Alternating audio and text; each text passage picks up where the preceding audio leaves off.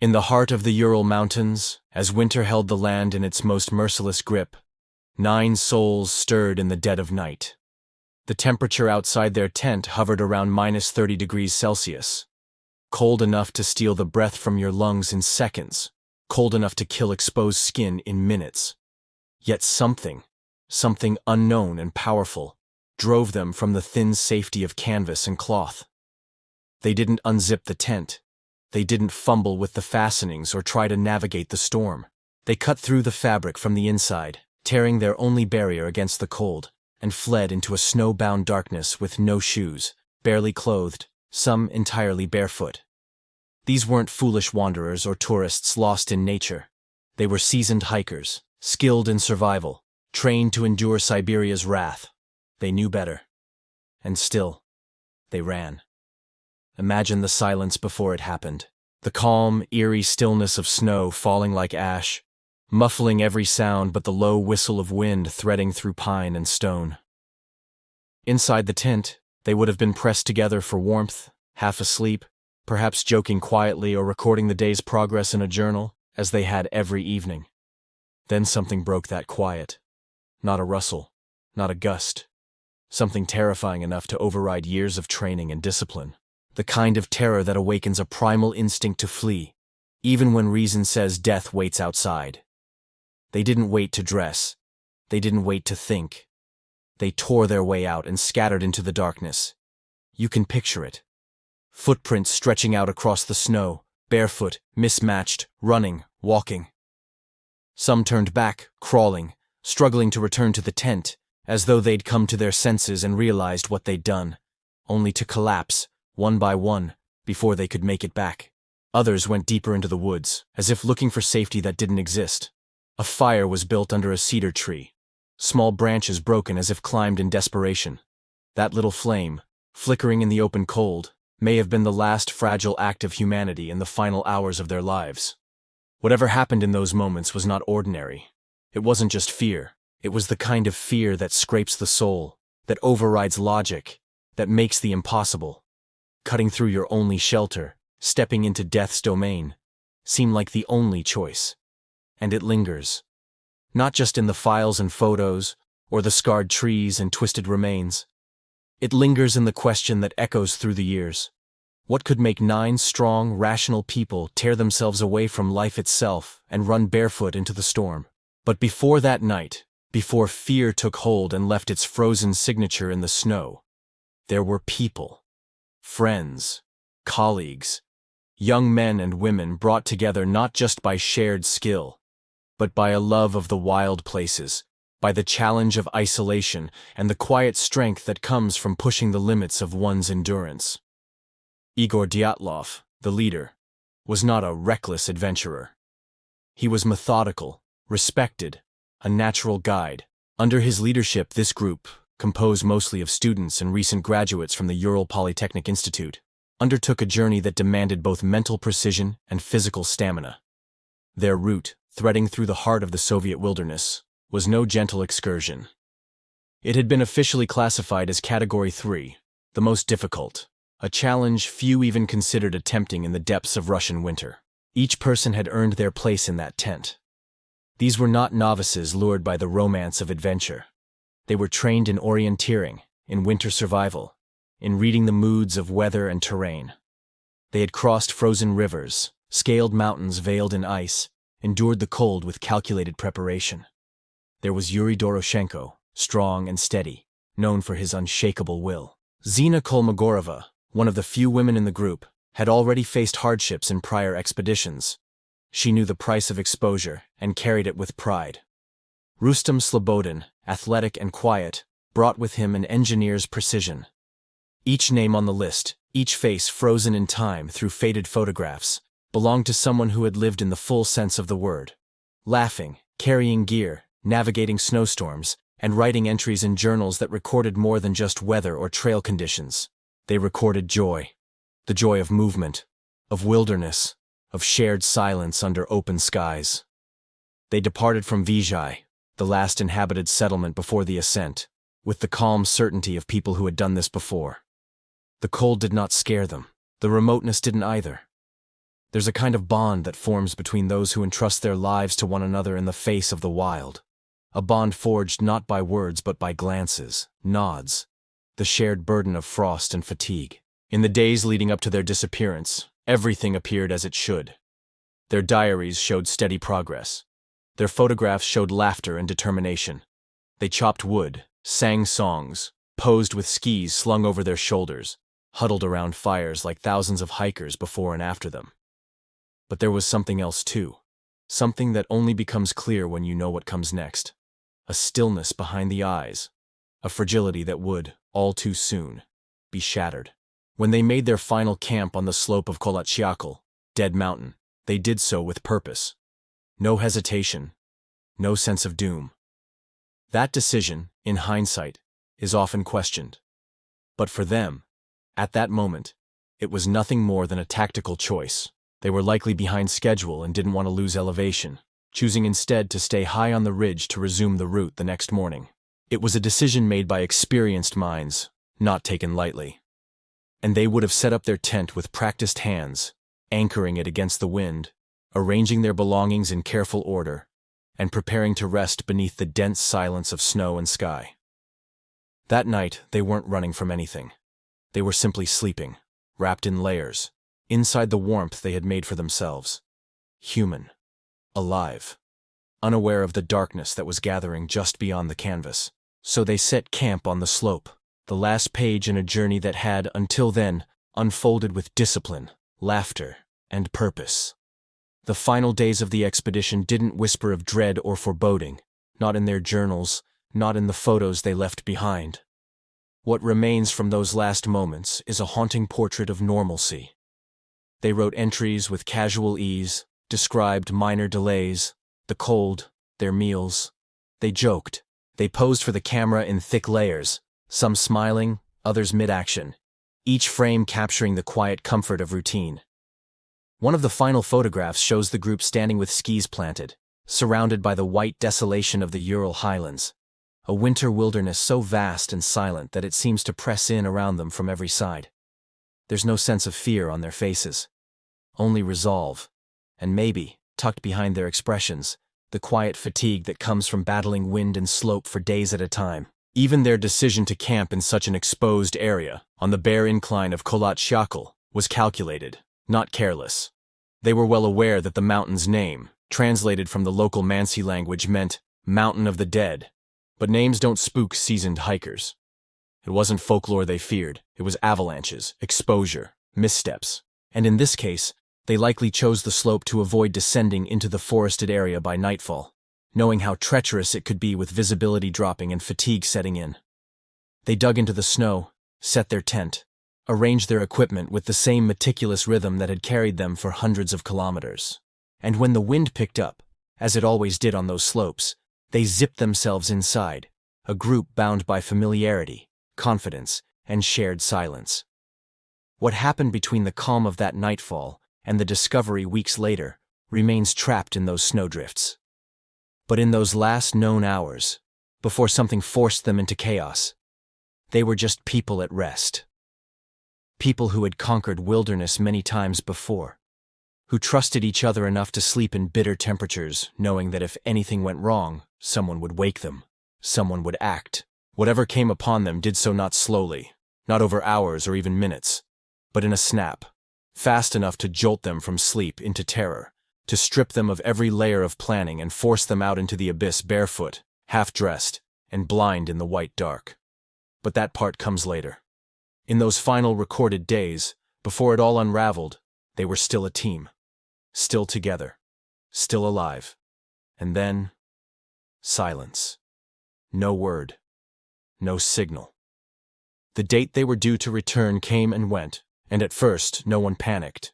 Delays were part of expeditions like this. A snowfall here, a strong wind there, such things stole days. But as time stretched, and the stillness lingered longer than it should have, worry crept in like a slow-moving frost. Families began to ask questions. Fellow students and friends at the Institute could no longer ignore the growing weight pressing on their hearts. On February 20th, nearly 3 weeks after the group was last seen alive, the first search parties were sent. Initially made up of volunteers, fellow hikers, peers who knew the terrain and knew, more importantly, that something had gone wrong. Then came the professionals, soldiers, investigators, rescue teams, all threading through the vast white scape, the forested valleys and icy slopes of the northern Urals. For days, they found nothing. Just the deafening quiet of wind through trees and the occasional whisper of snow shifting underfoot. But on February 26th, they found it. The tent, half buried under the snowdrift, tilted unnaturally, collapsed. And that was when everything changed. It wasn't just that it was empty. It wasn't even just the way the snow had begun reclaiming it. It was how the fabric had been sliced open, from the inside. Not unzipped, not torn by weather or predator. Cut by human hands, in desperation. They had fled, but fled from what? Inside, boots were left neatly arranged along one side. Jackets, gear, provisions, still in place. But the hikers were gone. Outside, faint footprints began to tell a quiet story, moving away from the tent as if in haste, but not chaos. Not at first. Some prints were barefoot, others in socks. A few showed partial shoes, as though someone had started to get dressed but couldn't finish before the cold or the fear took over. They led downhill toward the forest line, and then they faded, swallowed by snow and time. Imagine the minds of the searchers as they took this in. Some of them were experienced hikers themselves. They understood what kind of fear it would take to force someone out into the blackness of a Siberian night without even stopping to put on boots. They understood how precious warmth and layers were, how every second of exposure could mean the difference between life and death. And yet, the group had chosen, or been forced, to run, to flee. Not from injury, not from smoke or collapse, from something unseen, unspoken. And when they looked back toward that torn canvas on the slope, they must have felt it too, that quiet unease. That echo of something unnatural having happened in the dark. The forest gave up its secrets slowly. The scene they uncovered wasn't one of a single disaster or simple misstep. It was like turning the pages of a nightmare in slow motion. But it all started with that hollow tent, still holding onto their things as if waiting for them to return. But they never did. From the moment those first boot prints faded into the tree line, the rescuers knew this was no ordinary tragedy. But what they found beyond that line, when the forest finally loosened its grip, was not just unsettling, it was devastating. The first two bodies were discovered near a cedar tree, stiff and frozen, their limbs locked in strange postures, as if in the final throes of a desperate struggle against the cold. They were nearly naked, stripped to their underwear in temperatures that punish even the best insulated skin. Beside them, the charred remains of a small fire, clumsy and hurried, as though made with trembling fingers and the last scraps of willpower. Their palms bore burns, the branches above them broken 6 meters high, bark torn away, as if someone had climbed or clawed at them trying to get higher or away. And then, a little further upslope, came 3 more. Dyatlov himself was among them, lying face upward in the snow. Kolmogorova nearby, her face twisted, one hand still curled into a fist of frozen resolve. Slobodin had a fractured skull, yet no outward wound.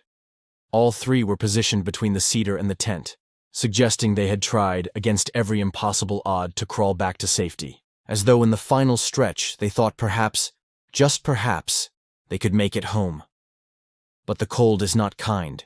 It does not negotiate. It claims you in stages, first numbing, then confusing, and finally, silencing. It would take 2 more months before the rest were found.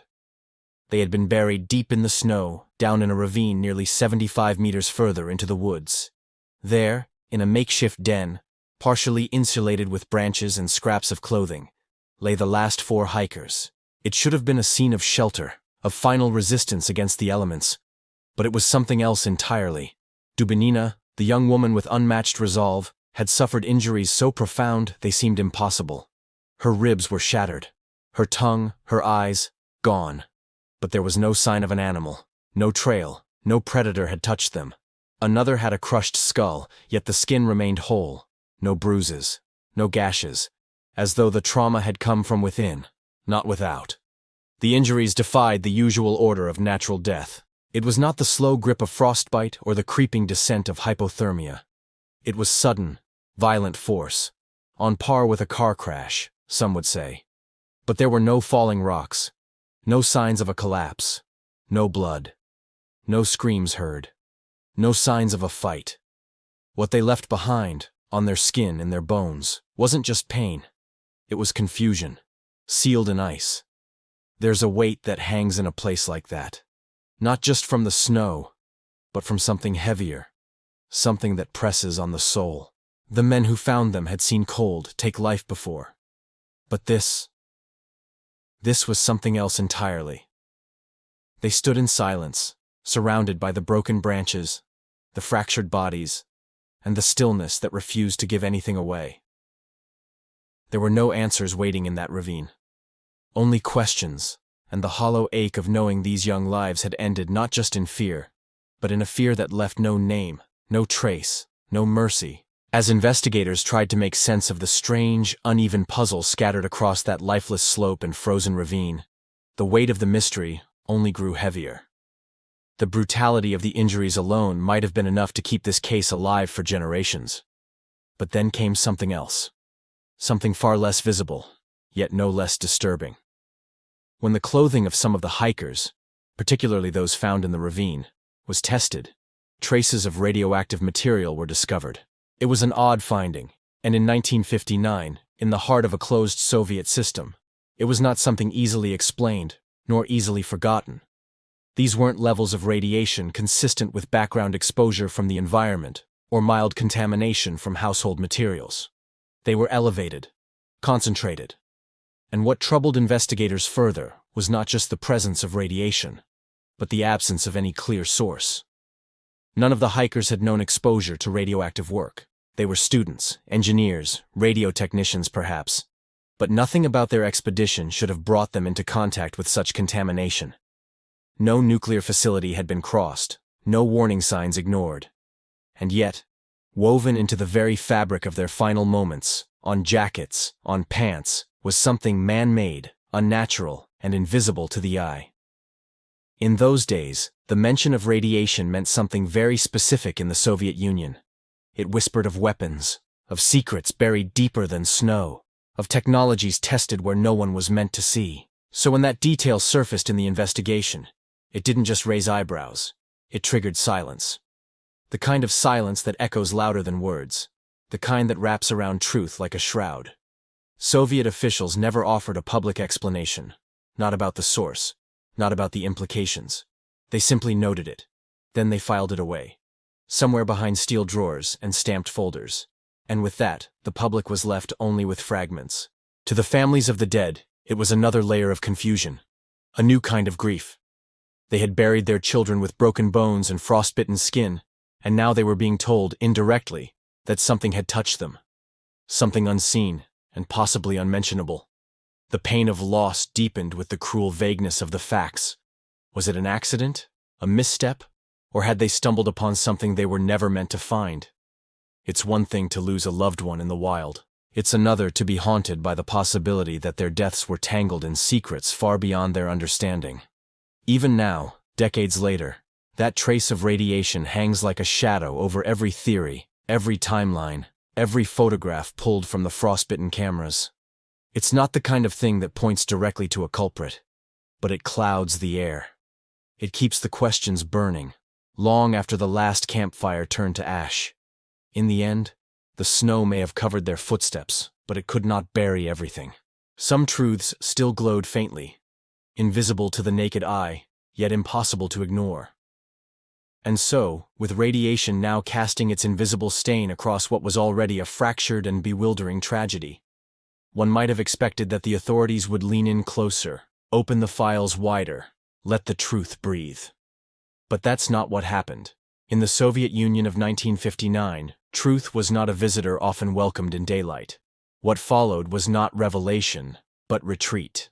The investigation, having barely scratched the surface of what happened in that lonely corner of the Urals, suddenly drew to a quiet and final close. No real answers, no deeper inquiry, just a statement, a phrase as hollow as the wind that whips across Kolatshachel. A compelling natural force. That phrase hung in the air like frost on bare branches. Curious, vague, and far too convenient. There was no breakdown of the logic behind it. No explanation of how a natural force could so precisely damage bones without breaking skin, or compel 9 rational, seasoned hikers to make choices that defied reason and training. Yet with that sentence, the files were stamped, shelved, and sealed. Some of them classified for years. Others simply lost to bureaucracy or something more deliberate. The official narrative was that nature, in some unexplained way, had turned cruel that night. And anything that suggested otherwise was tucked behind layers of silence. For the families, it felt like a betrayal that deepened the grief. They had waited through the long winter for truth, held vigils with hope in their chests, only to be handed a conclusion that closed more doors than it opened. Mothers and fathers who had already buried their children now had to bury their questions too, their suspicions muted by a system that did not tolerate dissent. But even behind closed doors, those doubts lingered, traded in hushed voices over dinner tables and passed along like whispered prayers. The young men and women who had set out full of life and purpose were now reduced to anomalies in a file folder. Line items in a tragedy no one seemed willing to explain. No trials were held. No officials were reprimanded. No records of military operations near the area were declassified, though many suspected such records existed. It was as though the mountain itself had become a forbidden subject, its silence mirrored by the silence of the state. And yet silence, as it often does, only stirred the imagination. The absence of clarity became fertile ground for speculation. And in time, the Dyatlov Pass ceased to be just a place on a map. It became a riddle. A symbol. A wound left open, not just by the cruelty of what had happened, but by the quiet refusal to look it square in the eye. The world was left with a puzzle. One that had jagged edges, missing pieces, and no picture on the box. And the most haunting part? The ones who might have told the truth were long gone. The ones who asked for it were told to move on. And the ones who might have had something to hide, well, they never had to say a word. And so, when the final report closed the case with a phrase as cold and impenetrable as the mountain itself, the world was left to peer into that void and fill it the only way it knew how, with questions, with doubt, and eventually, with theories. Because when no one in power will speak plainly, the silence becomes a canvas. And over the years, people began to paint it with everything from reason to fear to fantasy. Some clung to the simplicity of snow, the idea that an avalanche had come down with deadly force, prompting a frantic escape, leaving injury in its wake. And on the surface, that feels tidy. Snow collapses, panic erupts, people flee. But the human mind resists stories that feel too convenient. These were seasoned hikers, no strangers to shifting weather or the weight of snow overhead. If they'd heard the beginnings of a slide, wouldn't they have known how to respond without tearing through canvas and running barefoot into the night? And then there were the details, the orderly footsteps, the uncollapsed tent, the strange configuration of where and how the bodies were found. Avalanche explains some things, but people noticed how much it left out. Others looked to the wind itself. Not just as weather, but as sound. A low, pulsing frequency that human ears can't detect, but the body feels all the same. Infrasound, they called it. A phenomenon tied to fear, disorientation, even hallucination. The thought that the mountain could scream at a pitch just low enough to rattle the mind. And maybe, in that dead of night, it did. But if fear drove them into the dark, it still didn't account for what crushed them, what broke their bones from the inside. Then came the whispers of things man had made, the notion that some secret test had gone wrong, and the hikers became collateral damage. Parachute mines dropped from above, exploding with force but little fire, capable of turning ribs to splinters without burning a thread. It might explain the trauma. It might even explain the radiation. But it raises another question. Why were they there? Why would a team of young civilians be allowed so close to something so dangerous? Unless no one planned to let the story survive. And where there's uncertainty, the mind keeps reaching. Animals, a yeti, a government experiment gone wrong, even doorways to other places, other dimensions. These aren't the theories that comfort us. But in a strange way, they help us cope. They fill the space that silence left behind. People saw the missing eyes, the torn tongue, the strange expressions frozen on faces, and they reached for answers big enough to match the horror. It doesn't matter how implausible some of them sound. Because when logic falters, the imagination steps in. And always, underneath it all, was the quiet ache of the human element. Friends and family left to wonder. Journals left unfinished. Smiles frozen in photographs before the snow came. These weren't just theories. They were lifelines, attempts to understand what became of 9 lives lost not just to nature, but to something that no one dared put into words. So the stories spread, from researcher to hiker, from radio host to filmmaker, until Dyatlov Pass wasn't just a name on a map. It was a mystery that belonged to all of us. A puzzle that, decades later, still refuses to be solved. But theories, no matter how compelling, always drift just above the surface, never quite settling, never quite grounding the story in a way that brings peace. And so, as decades passed and the pages of classified reports yellowed in forgotten archives, the silence stretched too long. Eventually, the weight of unanswered questions grew too heavy even for the government that once shelved them. In 2019, Russia reopened the case. It was not out of curiosity. It was a response to pressure, to growing fascination, and to the steady hum of international skepticism that refused to die down. The conclusion, though, felt like an echo from the past, familiar, rehearsed. An avalanche, they said again. A chain of physical events, simple cause and effect. Snow, weight, collapse. An answer they hoped would settle the matter. But by then, the mystery had a life of its own. Scientists across borders had taken notice. Not those hunting ghosts or monsters, but engineers, physicists, and climatologists. Among them, a team in Switzerland, who took it upon themselves to look at the conditions not with suspicion, but with science. They studied the snowpack on that slope, the angle of descent, the rare and specific set of meteorological variables that might, just might, cause a slab of snow to break loose after a delay. It wasn't speculation. They built models, ran simulations, and found that under very particular conditions, ones that matched the known data, the snow could indeed move with deadly force, fast and silent, striking while the hikers slept. It was as close as anyone had come to recreating the moment. And yet, even their findings, grounded in method and math, couldn't account for everything. A model can tell you how snow moves. It can estimate how much force it might generate. But it cannot explain why 9 people reacted the way they did. It cannot speak to the decisions made in the pitch black of night. Decisions that left a tent slit open, gear behind, and bodies scattered like fallen leaves over terrain they knew so well. The science gives us a framework. But it doesn't touch the hearts that beat inside those young people. It doesn't tell you what fear truly looks like when it wears a human face. For the families who waited decades for clarity, and for the strangers who later inherited this tragedy as a kind of communal riddle, the new investigations gave a structure, but no soul. And maybe that's why it still lingers. Because this isn't just about what happened. It's about what it felt like to be there. To know the cold was closing in. To move, not with reason, but with something deeper. Some desperate instinct to survive, or to escape something worse. Something unnamed. Something unseen. And maybe that's the part no theory, no model, no report can ever capture. The part that makes this story more than a puzzle. The part that makes it human. And still, with all the cold calculations and carefully drawn models, the silence around Dyatlov Pass remains louder than the answers. You see, it's one thing to explain how snow might fall or how bodies might break. But it's another to truly understand what could possess a group of strong, capable young people to act with such urgency, such instinctive terror, that they'd rather face the Siberian night in bare feet than spend one more second inside their own shelter.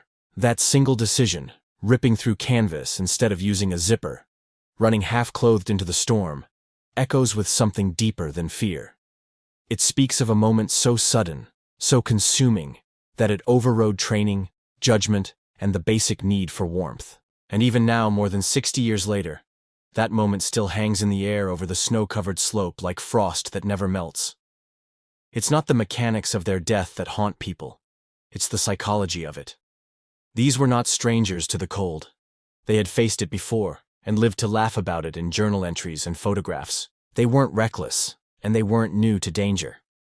They knew the land, and more importantly, they knew each other. And yet, something tore through that trust, through that experience, through that quiet night on the mountainside. And it turned a routine camp into a final resting place.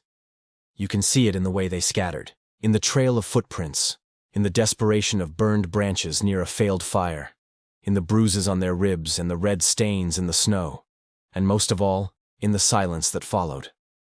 Because when people die in confusion, we look for answers.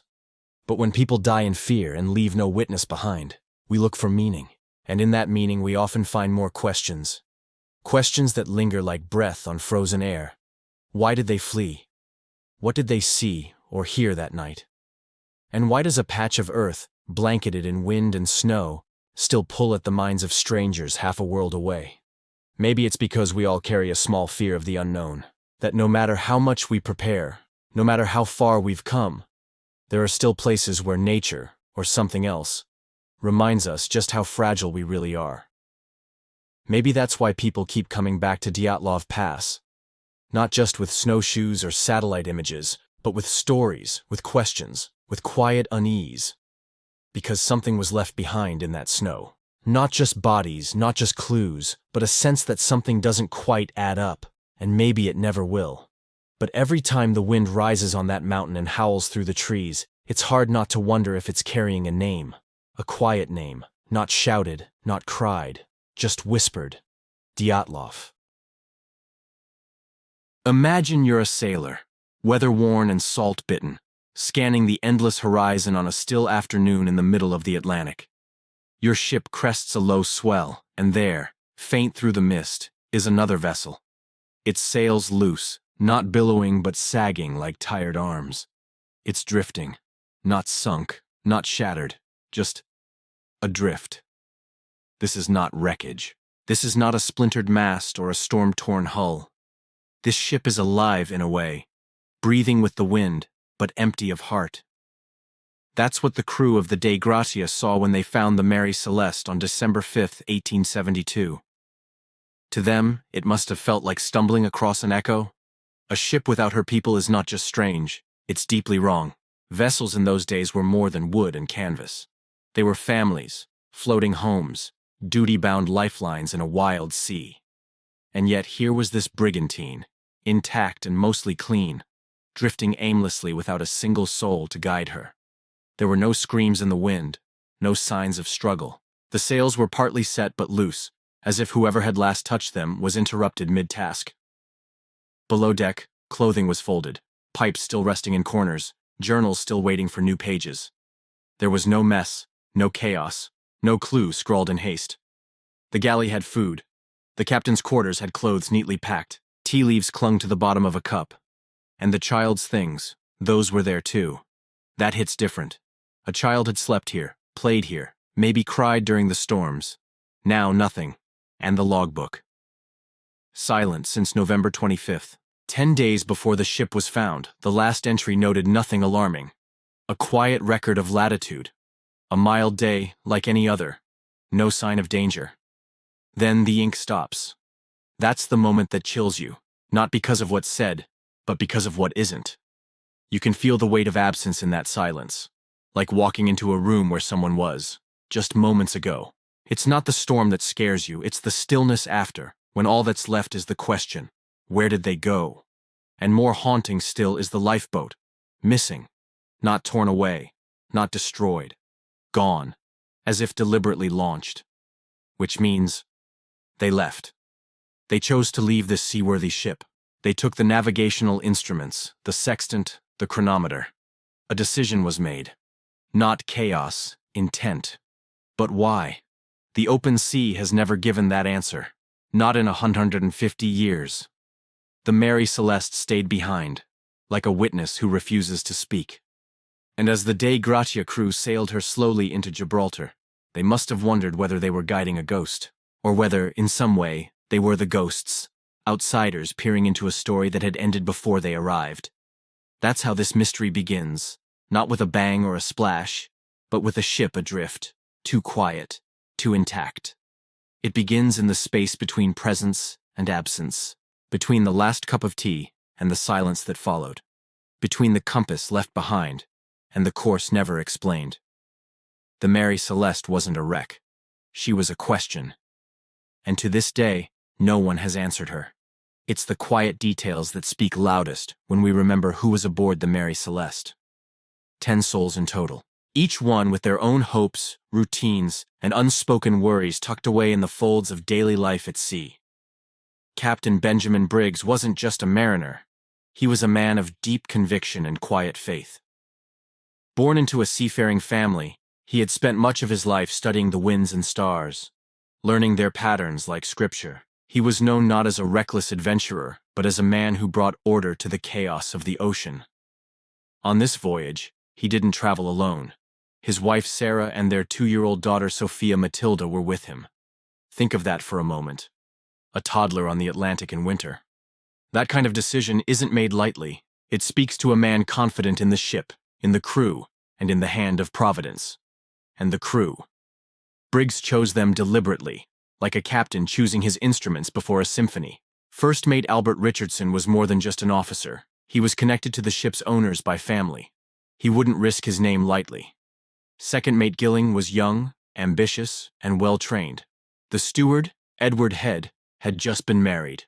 Imagine his last thoughts before departing New York. Probably about the woman he left behind.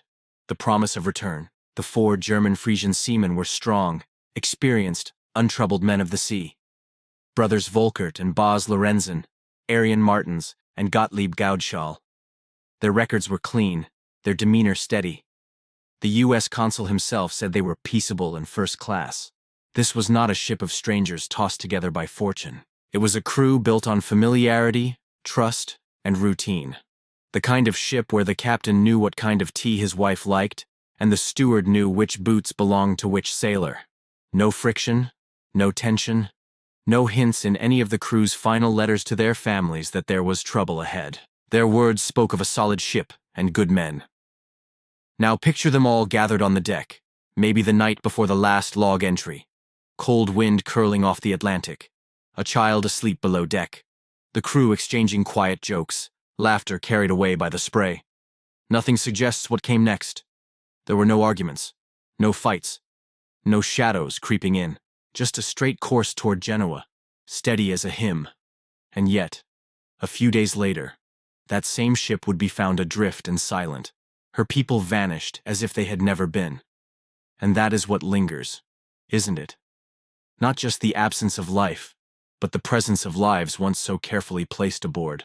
A family, a crew, the bones of a journey that never completed its arc. No storm was recorded. No damage was found. No message was left.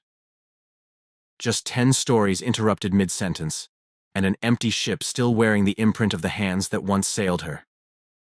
It was December 5th, 1872 when the Dei Gratia spotted her. Spotted, a ship adrift, sails sagging in the wind like the slumped shoulders of a man who has seen too much, yet won't speak.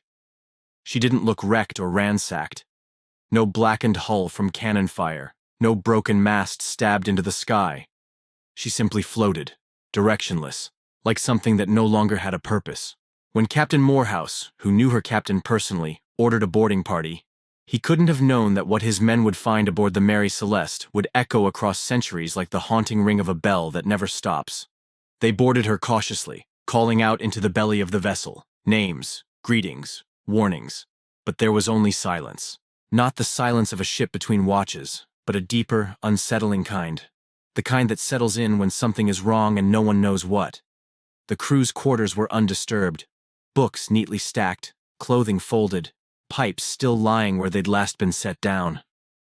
Below deck, the barrels of alcohol were mostly intact, untouched by human hands since New York. There was water in the bilge, sure, but nothing alarming for an Atlantic crossing. What shook them wasn't the mess. It was the absence. No crew, no cries for help, no signs of a scuffle. The captain's sword was there, rusted from salt but sheathed, never drawn. The stove was overturned, likely from a lurch in the sea. The lifeboat was gone, yes, But that alone doesn't explain the abandonment. After all, people don't vanish from seaworthy ships without reason. They noticed the navigational instruments were missing. Charts, chronometer, sextant, all gone. These weren't things you'd forget in panic. If you fled with the presence of mind to bring navigation tools, you weren't running from chaos. You were making a choice. That's what made it so confounding. It suggested order, preparation, intention. And yet, whatever the reason was, it had erased 10 souls completely. Captain Briggs wasn't the kind of man to abandon ship lightly. He was methodical, a devout Christian, and deeply experienced. His wife Sarah and their 2-year-old daughter Sophia were with him. A man doesn't put his family on the sea unless he trusts the vessel and the voyage ahead. His crew was handpicked, disciplined men, some with family ties to the owners, not drifters off the dock.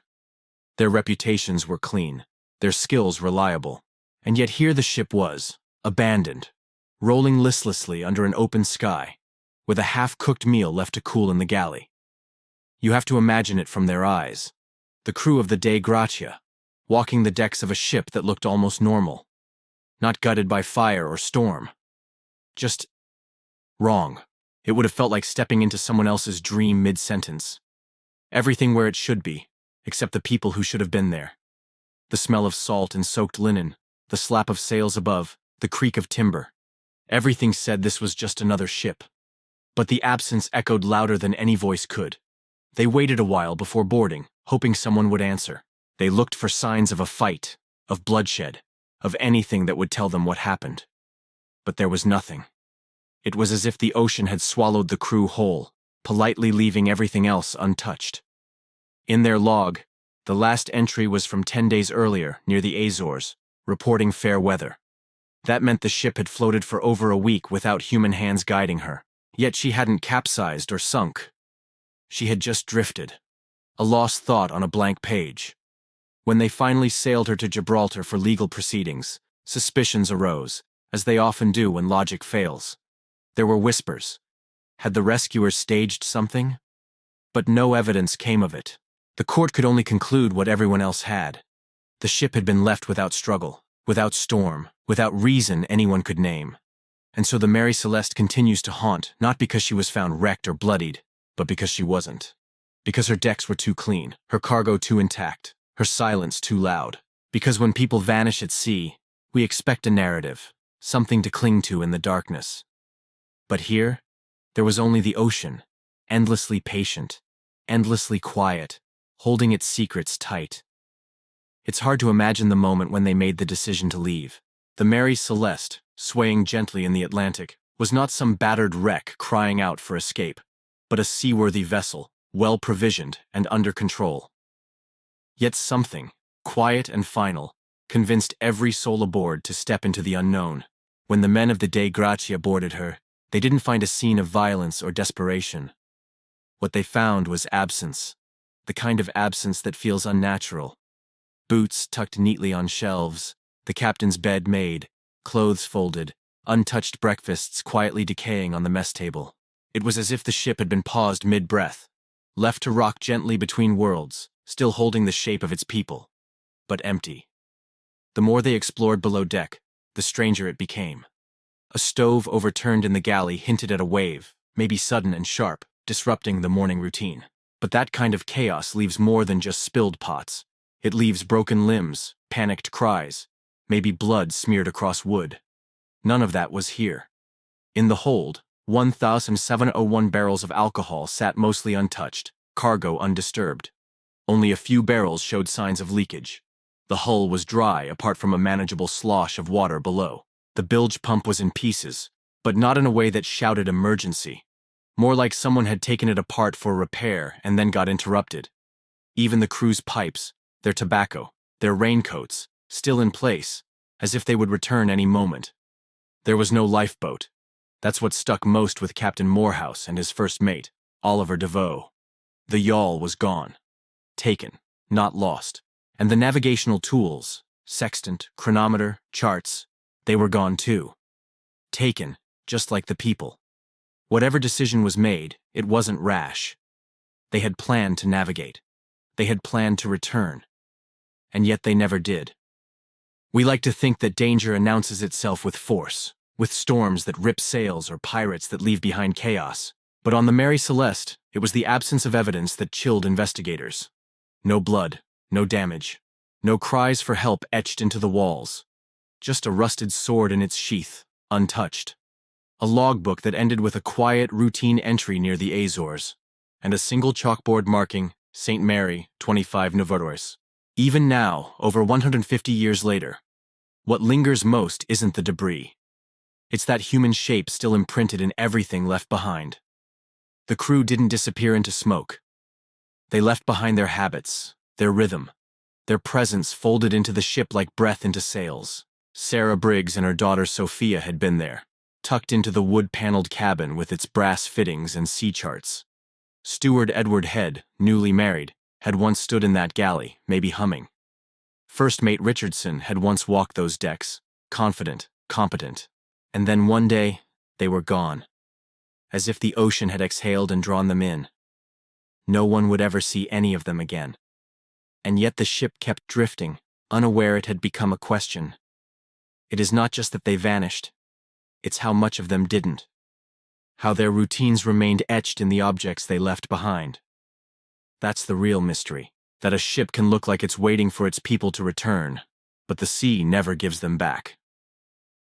The investigation into the fate of the Mary Celeste wasn't just a search for evidence. It was a quiet confrontation with the inexplicable. After the Dei Gratia's crew managed to bring the derelict vessel into Gibraltar, what followed was not the unraveling of a mystery, but its tightening. British authorities, headed by Attorney General Frederick Solly Flood, treated the case as if it were an invisible crime scene, haunted not by violence, but by absence.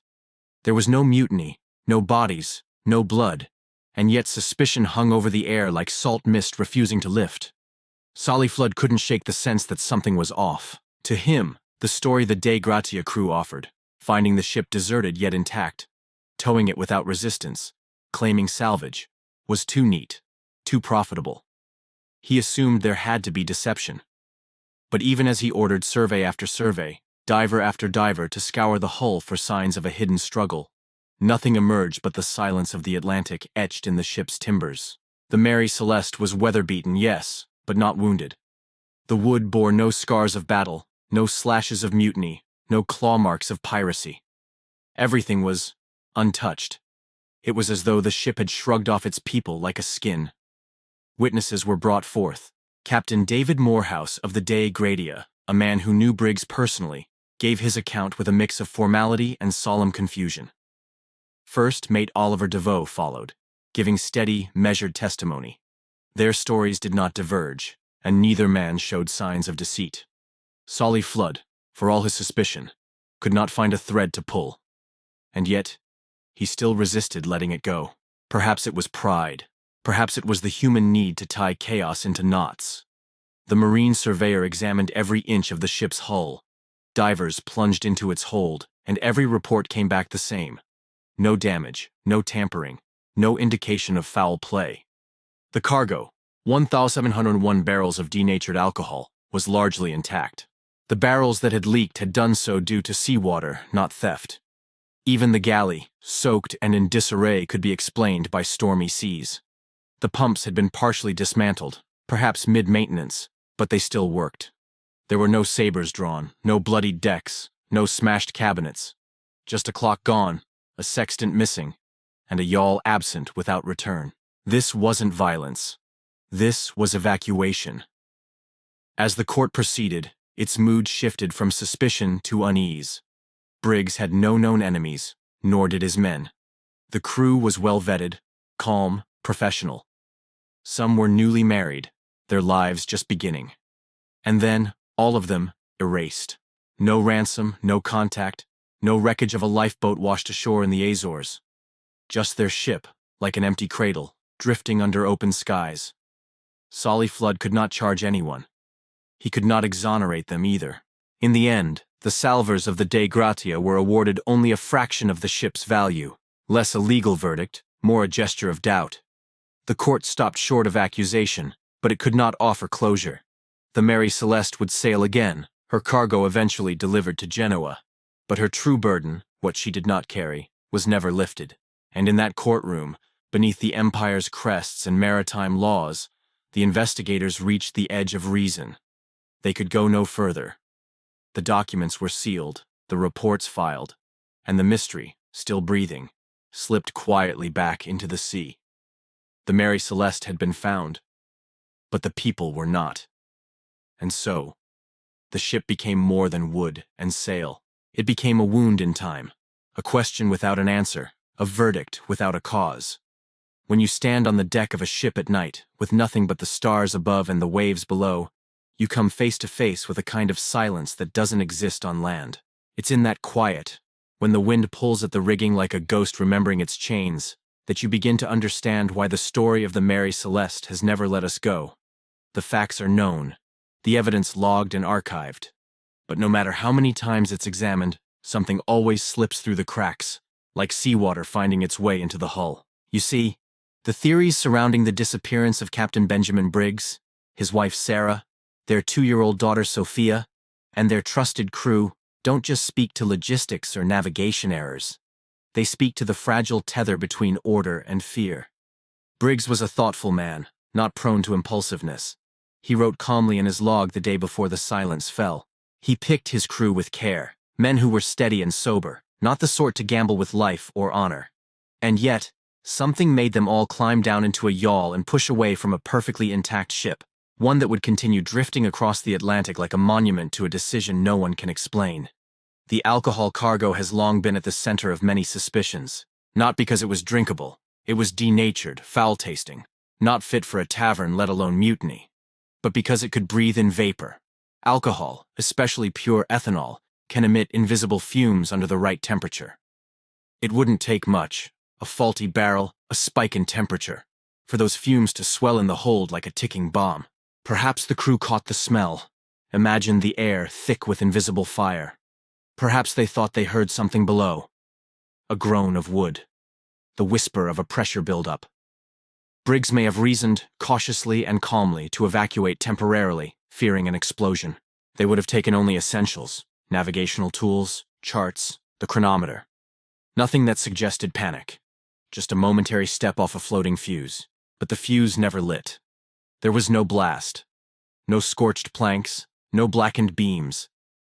Only the echo of a choice that might have made sense in that one moment and nowhere else. And what about the theory of miscalculation? Some modern research points to it with quiet certainty. That his chronometer was off. That he thought they were closer to the Azores than they actually were. Maybe he saw land in the distance, thought safety was a short row away. But the sea, like time, can lie. What looks like calm water can become a killing ground. A swell might have hit the yawl, separated it from the Mary Celeste. Wind could have filled her sails and pushed her away before anyone could shout. Imagine being in that lifeboat, watching your home, your only shelter, sail off without you, as helpless as a child watching their house float downriver. It's not dramatic, not theatrical, just tragic. A man of faith and foresight doing what he believed was right. His mistake, if it was one, wasn't born of fear, but of duty, protecting his family, his crew. Acting in the best judgment he had, with all the information he thought he understood. Other explanations have wandered in and out of history like phantoms. Waterspouts that never left scars, rogue waves that left no sign, seaquakes that shook nothing else. But none of them account for the untouched galley, the clothes folded neatly, the tea still in its cup. The ocean has many moods, but it rarely leaves a scene so eerily undisturbed. It was as if they stepped off the edge of one world and into another, leaving behind only questions too polite to scream. As time passed and answers didn't come, people filled the void with darker possibilities. Aliens, sea monsters, portals to somewhere else. Not because there was proof, but because the void demanded a voice. In the absence of bodies, the mind writes its own. We reach for myth when fact fails. And Mary Celeste, she failed to behave like a victim. She drifted on, tidy and upright, as if waiting to be found. Not crying out for help, just enduring. She wasn't wreckage. She was witness. And so, we are left with silence. A man who prayed before he sailed. who tucked his child into a bunk that would never again be slept in. A crew that left no trace of rebellion or greed. A decision that, in the stillness of hindsight, feels less like madness and more like mercy. Misguided, perhaps, but human all the same. The Mary Celeste didn't just carry barrels and names. She carried a moment when fear, logic, and the vastness of the unknown came together in the minds of 10 souls. And asked a question that the sea has never deigned to answer. And maybe that's why the story endures. Not because of what we know, but because of what we never will. The story of the Mary Celeste is not just a maritime mystery. It's a human one. Imagine standing on the gently rocking deck of that silent brigantine, the cold wind teasing the torn sails, and the low groan of wood and rope reminding you this ship is still very much alive. Just empty. There is no wreckage here, no bodies, no final cry in the logbook, just a life paused, suspended, left in mid-sentence. The kind of silence that doesn't feel like peace, but like a question whispered into the sea. What happened here? But when people speak of the Mary Celeste, they often focus on the eeriness of the abandoned ship, the science of the investigation, or the endless catalog of theories. They forget the people. 10 souls departed New York that November. Flesh and blood, thoughts and prayers. A father who brought his 2-year-old daughter on a journey he trusted would be safe. A mother who must have sung to her child below deck when the waves were calm. Young men with families, dreams, and jobs to do. All gone, vanished between one log entry and the next. And this is where the legacy of the Mary Celeste takes on its strange, lingering grip on the human imagination. The ship became more than driftwood and unanswered questions. It became a ghost, but not just because of the empty decks. Because of who it carried and how thoroughly it erased them. She became a story told around hearths and in seafarers' bars, not because people wanted to know what happened, but because they couldn't stop wondering how it could happen at all. It didn't make sense. And maybe that's why it still lives. Arthur Conan Doyle, a young doctor not yet famous for Sherlock Holmes, fictionalized the tale with such haunting force that even truth itself bent around it. His account painted a bloodier, more sinister story, something the real facts never suggested. But people believed it anyway. Why? Because mystery thrives in the space between what we know and what we feel. And Mary Celeste gave us that space. It gave us absence. It gave us possibility. It gave us fear. As the decades passed, she became a kind of canvas. Writers, poets, filmmakers, they all projected their own ideas onto her story. She was a cautionary tale, a horror story, a sci-fi enigma, a sailor's superstition. Her name turned into shorthand for the unknowable. The image of the table still set, the stove knocked over, the yawl gone. It took on the power of dream logic, something you remember but can't place, something you saw in sleep but swear was real. And the ocean? Well, the ocean kept her secret. But maybe what keeps the Mary Celeste afloat in our collective memory is not just what she didn't tell us, but what we see in her reflection. The fear that even when everything appears in perfect order, the worst can still happen. That you can be surrounded by calm seas, with every sail trimmed and every course plotted, and still vanish without leaving so much as a cry for help.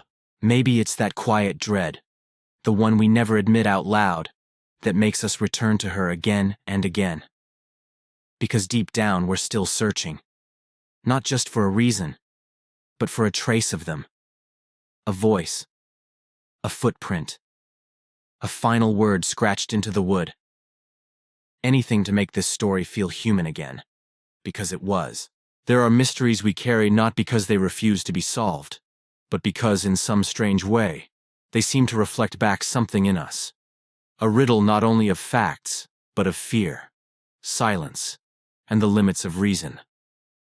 The Mary Celeste endures not just as a ghost ship, but as a ghost story embedded in our collective memory, because the facts alone were never enough to explain what wasn't there. The ocean handed back an empty vessel, sails shivering in the wind, a logbook paused mid-journey, and every scrap of human presence left untouched, as if life had simply stepped away.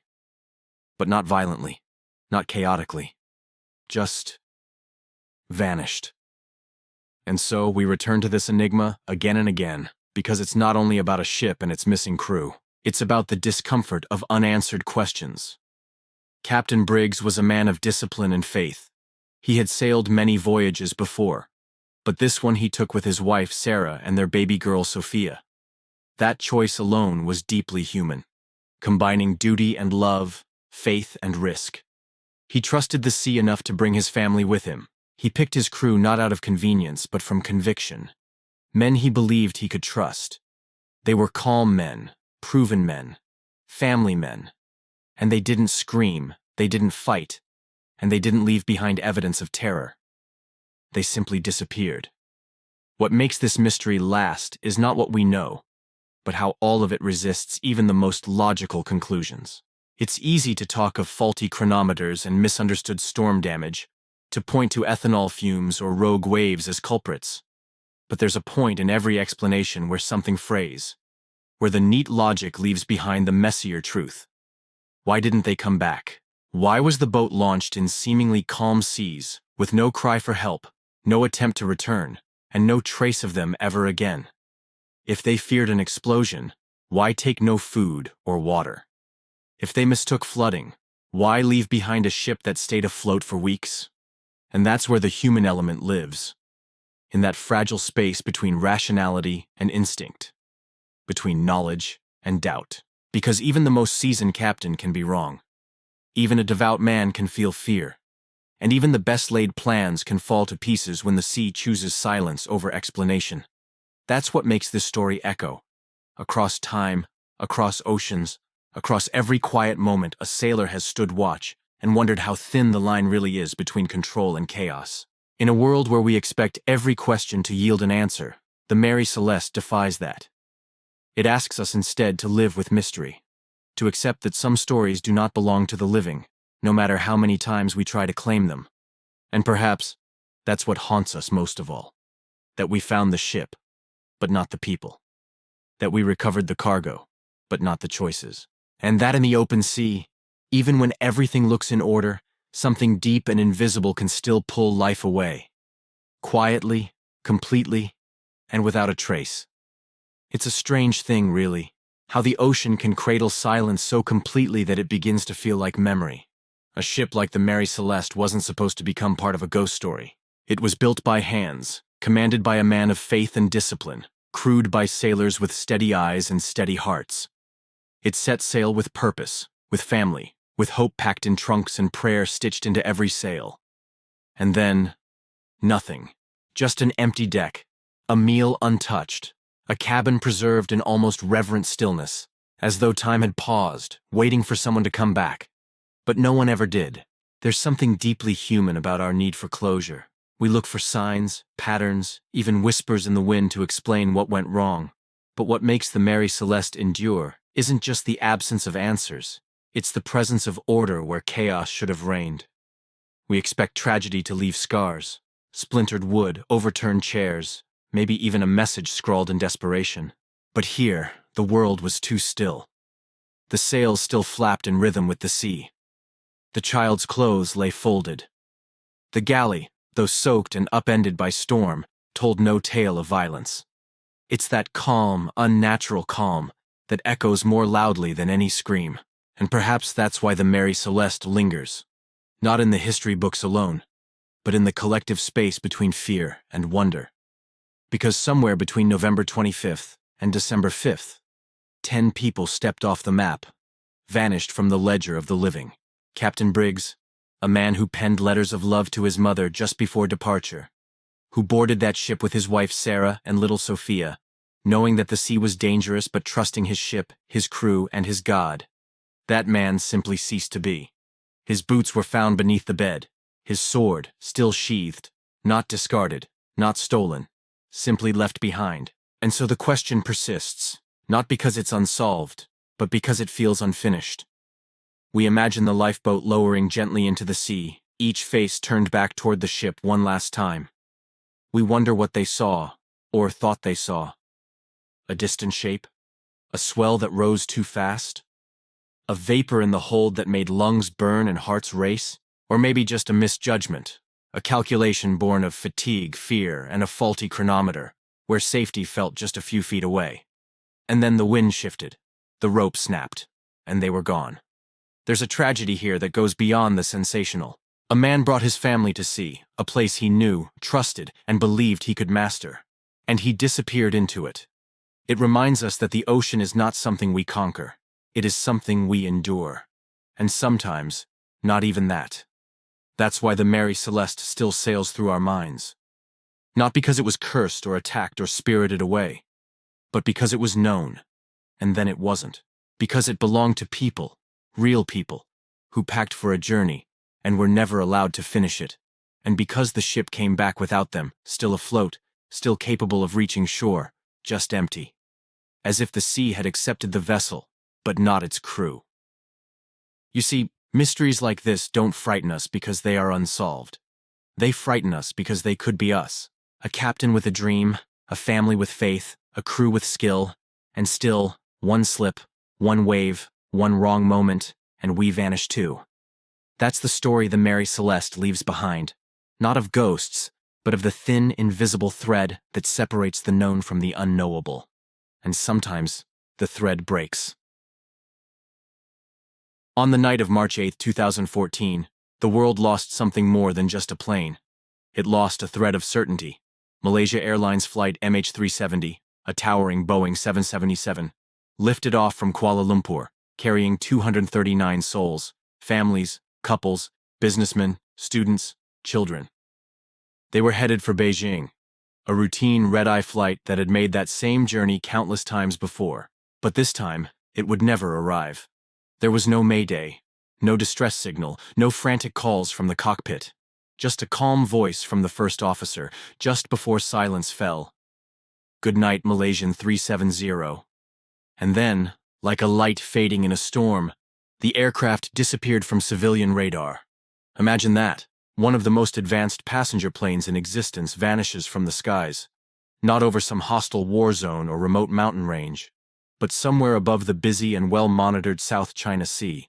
In an age where every phone can be tracked, every message logged, every heartbeat practically counted by the machines we carry, an entire aircraft simply ceased to speak. No one on board would ever be heard from again. There's a kind of loneliness in that silence, a chilling pause that even now, years later, hangs heavy in the memory of those left behind. As investigators scrambled, air traffic control radios filled with tense exchanges and radar screens blinked with confusion. Somewhere in the ether, among the signals and static, MH370 was still flying, but toward where and why, no one could say. The mystery wasn't just technical, it was deeply human. Families at the airport who came to pick up loved ones saw the arrival boards flicker to delayed, then to unknown. Phones rang unanswered, messages sent, never read. In that terrible stillness, grief took root without closure, without even a place to place a flower. And it is this black hole in the sky where lives should have landed, that makes the disappearance of MH370 not only a technical riddle, but a deeply haunting human tragedy. There's a mother who still keeps her son's room exactly as he left it. A husband who sleeps with the last voicemail his wife sent before boarding. Children who have grown up in the shadow of a question that no one has yet been able to answer. That is where the true mystery lies. Not in the flight path or the radar logs, but in the quiet ache that now exists in the lives of hundreds who are still waiting, still hoping, still asking. What happened to flight MH370? Maybe it's not just a question for engineers or investigators. Maybe it's something deeper. A reminder that even in an age of total surveillance and global networks, human beings can still simply disappear. And that loss, the kind with no goodbye, no remains, no answers, is the hardest of all to carry. And so, with silence stretching like a wound across the night sky, the questions began to pile up. But first came the facts, cold and clinical on the surface, yet loaded with lives underneath. The aircraft in question was Malaysia Airlines flight MH370, a Boeing 777-200ER, a wide-body jet known for its reliability, long-range capability, and robust safety record. This wasn't a rickety old plane held together with hope and duct tape. It was one of the most trusted commercial aircraft flying that decade. That night, it was scheduled to travel from Kuala Lumpur to Beijing, a well-traveled route, nothing unusual. Just another quiet leg of countless business trips, family visits, vacations, and new beginnings. There were 239 people on board, drawn from 14 different countries. A global cross-section of humanity. Mothers clutching photos in their wallets. Children asleep against their parents' arms. Elderly couples quietly whispering between them. Young professionals with earbuds in, lost in their own world. Flight attendants walking the aisle with smiles they'd repeated 100 times before. No one knowing this flight would etch itself into history in the worst way possible. In just under an hour after takeoff, their journey would fragment into data points, radar blips, and unanswered phone calls. The time of disappearance was roughly 40 minutes after the wheels left the runway. By that point, the flight had already passed over the South China Sea, climbing to cruising altitude, the night sky clear and uneventful. Nothing out of place. No turbulence, no weather warnings, no emergency alerts. Just a routine stretch of darkness lit only by starlight. And somewhere in that vast quiet, a life-altering fracture occurred. The kind that doesn't come with fireballs or explosions. Just a sudden absence. 1 minute the plane was there, moving, pulsing with lives. The next, it was gone from the screens. And that absence didn't echo in machinery. It echoed in hearts, in eyes staring at arrival gates, in families who waited for doors to open that never would. In those early moments, these weren't victims or passengers or statistics. They were just people. A father heading home after a business trip. A teenage boy going back to school. A woman with a window seat, humming softly to herself. They became names on a manifest only after the silence began to scream. And as we now pull back and look at the larger machinery of investigation and inquiry, we must remember that before the mystery, before the data, there were 239 stories in motion, all of which stopped in the same instant, somewhere above the sea. And so, after that final, calm goodnight from the cockpit, the kind of routine farewell heard thousands of times a day across the skies, the silence that followed began to grow heavy. At first, it wasn't the kind of silence that causes alarms to go off or panic to rise. It was quiet in the way that early morning skies often are, uneventful, peaceful, empty. But beneath that peace, something had already begun to slip away. The official flight path of MH370 should have been a simple arc northeastward toward Beijing. Instead, what came next was anything but expected. The aircraft lifted off at 12:41 a.m., and for the first part of the flight, everything appeared normal. It climbed smoothly, settled into cruising altitude, and exchanged routine communications with Malaysian air traffic control. There was no indication of struggle, no signs of stress in the voices, no warnings flashing across control towers. Then, at 1:19 a.m., came that final message. "Good night, Malaysian 370. Spoken with the same professional calm that every pilot learns to master. But what we now know is that just 2 minutes later, 1:21 a.m., the plane's transponder, the device that helps air traffic control track a plane's exact position, was switched off. Imagine the radar screens in front of those air traffic controllers. 1 second, a steady green blip moving eastward like it was supposed to. The next, that blip is simply gone. Not because of weather, not because of interference, but because someone, manually, disabled the system that kept it visible to civilian eyes. For a brief moment, MH370 became a ghost in the sky. And it was around this time that everything changed. Unknown to the outside world, the aircraft was no longer following its planned route. Somewhere high above the dark waters, it made a sharp turn, almost unnatural in its angle, back toward the west. This wasn't a drift, or a correction. This was decisive. At 2:22 a.m., military radar, still able to pick up what civilian systems no longer could, caught the plane again. But now it was on an entirely different trajectory, cutting across the Malaysian peninsula, heading over the Strait of Malacca. It was flying with purpose, but toward what, no one knew. That was the last time it was ever seen on radar by any ground authority. What makes this stretch of time so disturbing is not just the technical oddity of a plane changing course in silence, but the eerie sense that for over an hour, MH370 was flying in darkness, visibly invisible. No communication, no squawk codes, no deviation request. Just a silent machine slicing through the night, its engines humming steadily, its passengers likely unaware that they were no longer headed toward Beijing. Were they awake? Were they asleep, strapped into their seats with headphones in, movies playing, cabin lights dimmed for comfort. Did any of them sense the shift, or feel the subtle angle of that sudden turn? We'll likely never know. And so, this is the moment where the mystery took root. Not in the ocean, not in the debris, but in that blank stretch of time where the plane flew outside of all expected behavior. For an aircraft to disappear from radar is rare. For it to do so and then continue flying for hours, completely off course, is almost unheard of. That hour, from the last confirmed voice contact to the final military radar ping, feels like a black box in time. Sealed, unexplained, carrying with it 239 lives and a silence that would only grow louder with each passing day.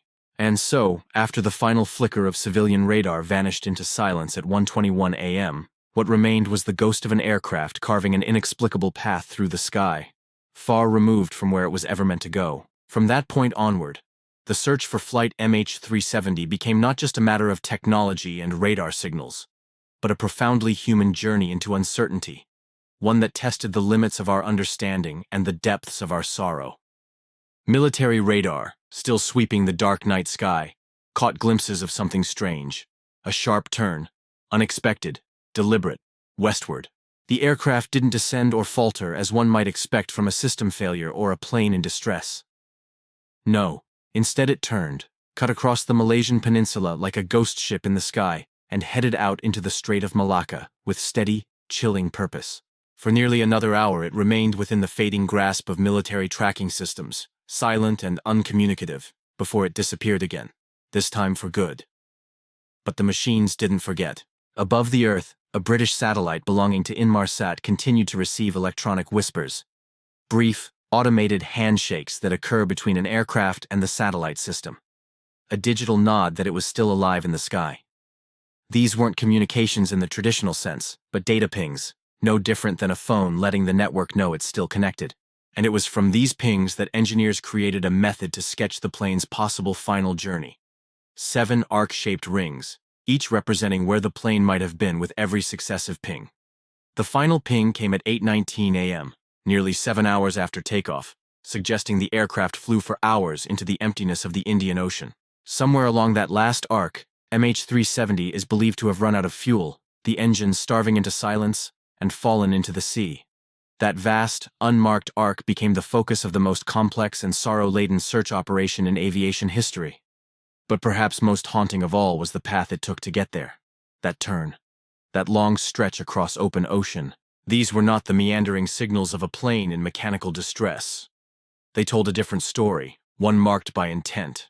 And that intent became the haunting question no radar, no satellite, no machine could answer. For the families waiting in airport terminals, watching news feeds with frozen screens, it wasn't just that the plane had gone missing. It was that it had moved, and kept moving, for hours, and no one knew why. There was no storm, no distress call, no sign of struggle, just a plane making decisions, or perhaps being driven by automation and silence, cutting across nations unnoticed in the dead of night. Loved ones replayed those final goodbyes, a father waving through the glass, a wife sleepy, call me when you land. All they had left now were radar echoes and satellite ghosts, charting a path no one could explain. A path that felt less like a navigation error, and more like a message lost in translation, written across the sky and swept into the sea. And once the trail ran cold, once the radar pings faded into the deep silence of the Indian Ocean, what remained was not resolution, but a vacuum, one that nature abhors and the human mind cannot tolerate. Into that vacuum rushed the theories, not just from investigators or experts, but from families desperate for understanding, and from a public gripped by the sheer impossibility of what had happened. It wasn't enough that the plane had disappeared. The world needed to know why. And in that space between data and doubt, the human imagination went to work. For many, their eyes turned to the man in command, Captain Zahari Ahmad Shah, a seasoned pilot, experienced, respected. And yet, when it became clear that MH370's change in direction bore the mark of deliberate control, smooth altitude changes, strategic turns, speculation bloomed. His home flight simulator revealed a chilling route not unlike the one the real plane had taken. That alone wasn't proof, and there was no record of erratic behavior, no goodbye note or declaration of intent. His family described him as kind and thoughtful, but even that couldn't stop the whispers. People asked, could a man trusted with hundreds of lives have quietly made the decision to end them all? Could he have done so while offering the world no explanation? Others considered a darker force from outside the cockpit. Hijacking. The idea that someone on board might have seized control and diverted the plane. 2 passengers were found to have boarded using stolen passports, and for a brief moment, that revelation cast a long shadow. But soon, it faded. The men were not linked to any group, had no known ties to extremism. No demands were made. No group ever claimed responsibility. In a world where messages, videos, and manifestos often follow terror, there was only silence. And yet, the possibility lingered, if only because so much else didn't make sense. Some clung to the hope that the explanation might be technical, almost mundane in comparison. A fire in the cockpit, perhaps electrical, spreading just fast enough to disable communications, incapacitate the crew, and leave the aircraft to fly on autopilot until its fuel was spent. Or maybe it was a sudden decompression, hypoxia, where the air thins and oxygen fades. The people on board might have slipped into unconsciousness quietly, never knowing their plane had become a drifting shell. That idea, as terrifying as it is, offers an odd kind of comfort, that there was no panic, no terror in the final moments. Just sleep. And then, in every great mystery, there are those who believe the unthinkable happened for a reason no one dares speak aloud, that a nation, perhaps, made a mistake, that a missile was launched, that it struck, that a cover-up was chosen over truth. The theory that MH370 was shot down, whether by accident or suspicion, has been whispered in hushed corners and loud forums alike. But like so many of the theories, it carries no proof, only gaps in information, and a growing distrust of official stories. And then, there are the others. The ones who won't be satisfied by radars or physics. They speak of time warps and alien craft, of technology beyond our understanding or realities bleeding into one another. You hear them not because they're plausible, but because in a world where 239 people can vanish without leaving a trace, suddenly the line between what's reasonable and what's impossible begins to blur. For those left behind, whose lives have been defined by the absence of answers, even the wildest possibilities can seem less cruel than the enduring silence. What unites them all, from the careful investigator, to the desperate spouse, to the dreamer chasing shapes in the stars, is the need to fill in the space where truth should live. To turn confusion into something they can name. Because if it can happen once, with no warning, no explanation, it can happen again. And so the theories live on, not out of curiosity, but out of fear and love, and the unbearable weight of not knowing. And so, in the shadow of those unanswered questions, the world turned not to speculation, but to action. Because beyond the mystery, beyond the spirals of theory and doubt, there were 239 people who had vanished. Not just numbers, but mothers, sons, friends, colleagues. And behind each of them stood families waiting, aching, and refusing to accept that nothing more could be done. It was grief that galvanized a search effort unlike any the aviation world had ever seen. One that crossed borders, spanned oceans, and drew together the resources and resolve of more than 24 nations. In the early days, there was urgency. Hope had not yet frayed. Ships and aircraft swept across the South China Sea, scanning every wave, every glint of light, chasing false leads, wayward debris, and radio echoes that would lead nowhere. Search crews from Australia, China, the United States, Vietnam, and Malaysia coordinated under immense pressure, flying hour after hour in a grid-like dance over open waters. It was a race against time, for signs of life, for a signal, for anything at all. But as the days stretched into weeks, that race became something heavier. It was no longer a rescue. It had become a recovery. Or worse, a confirmation of what families feared but could not yet say aloud. When the satellite data drew the search far from the initial area, to the unforgiving vastness of the southern Indian Ocean, the effort transformed. This was no longer a surface operation. It became a descent into the abyss. Teams had to probe the depths of a part of the world few had ever mapped. The ocean floor here is not flat and forgiving. It is rough, mountainous, and dark, covered in thick layers of sediment that can hide even something as massive as a Boeing 777.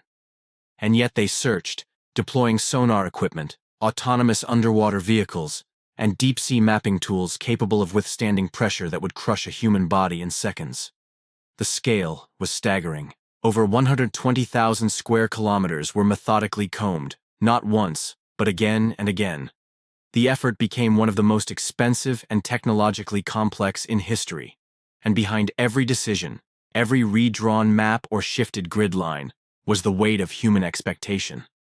Not just from governments, but from fathers still waiting for confirmation that their daughters weren't just lost. From sisters who couldn't hold a funeral because no remains had come home. From a mother in Beijing, still setting a plate at the table because it didn't feel right not to. Search teams lived at sea for weeks at a time, surrounded by nothing but horizon, dragging cables and sensors through an alien world beneath them. And for all the technology and manpower, what haunted them most was the silence. No ping from the black boxes, no intact fuselage, no trail to follow. Just the sound of waves and the hum of machinery searching for something that didn't want to be found. What started as a mission of nations became a test of endurance, of humanity's refusal to give up on its own. It wasn't just about finding a plane anymore. It was about restoring dignity, about giving names back to the lost and peace to the living.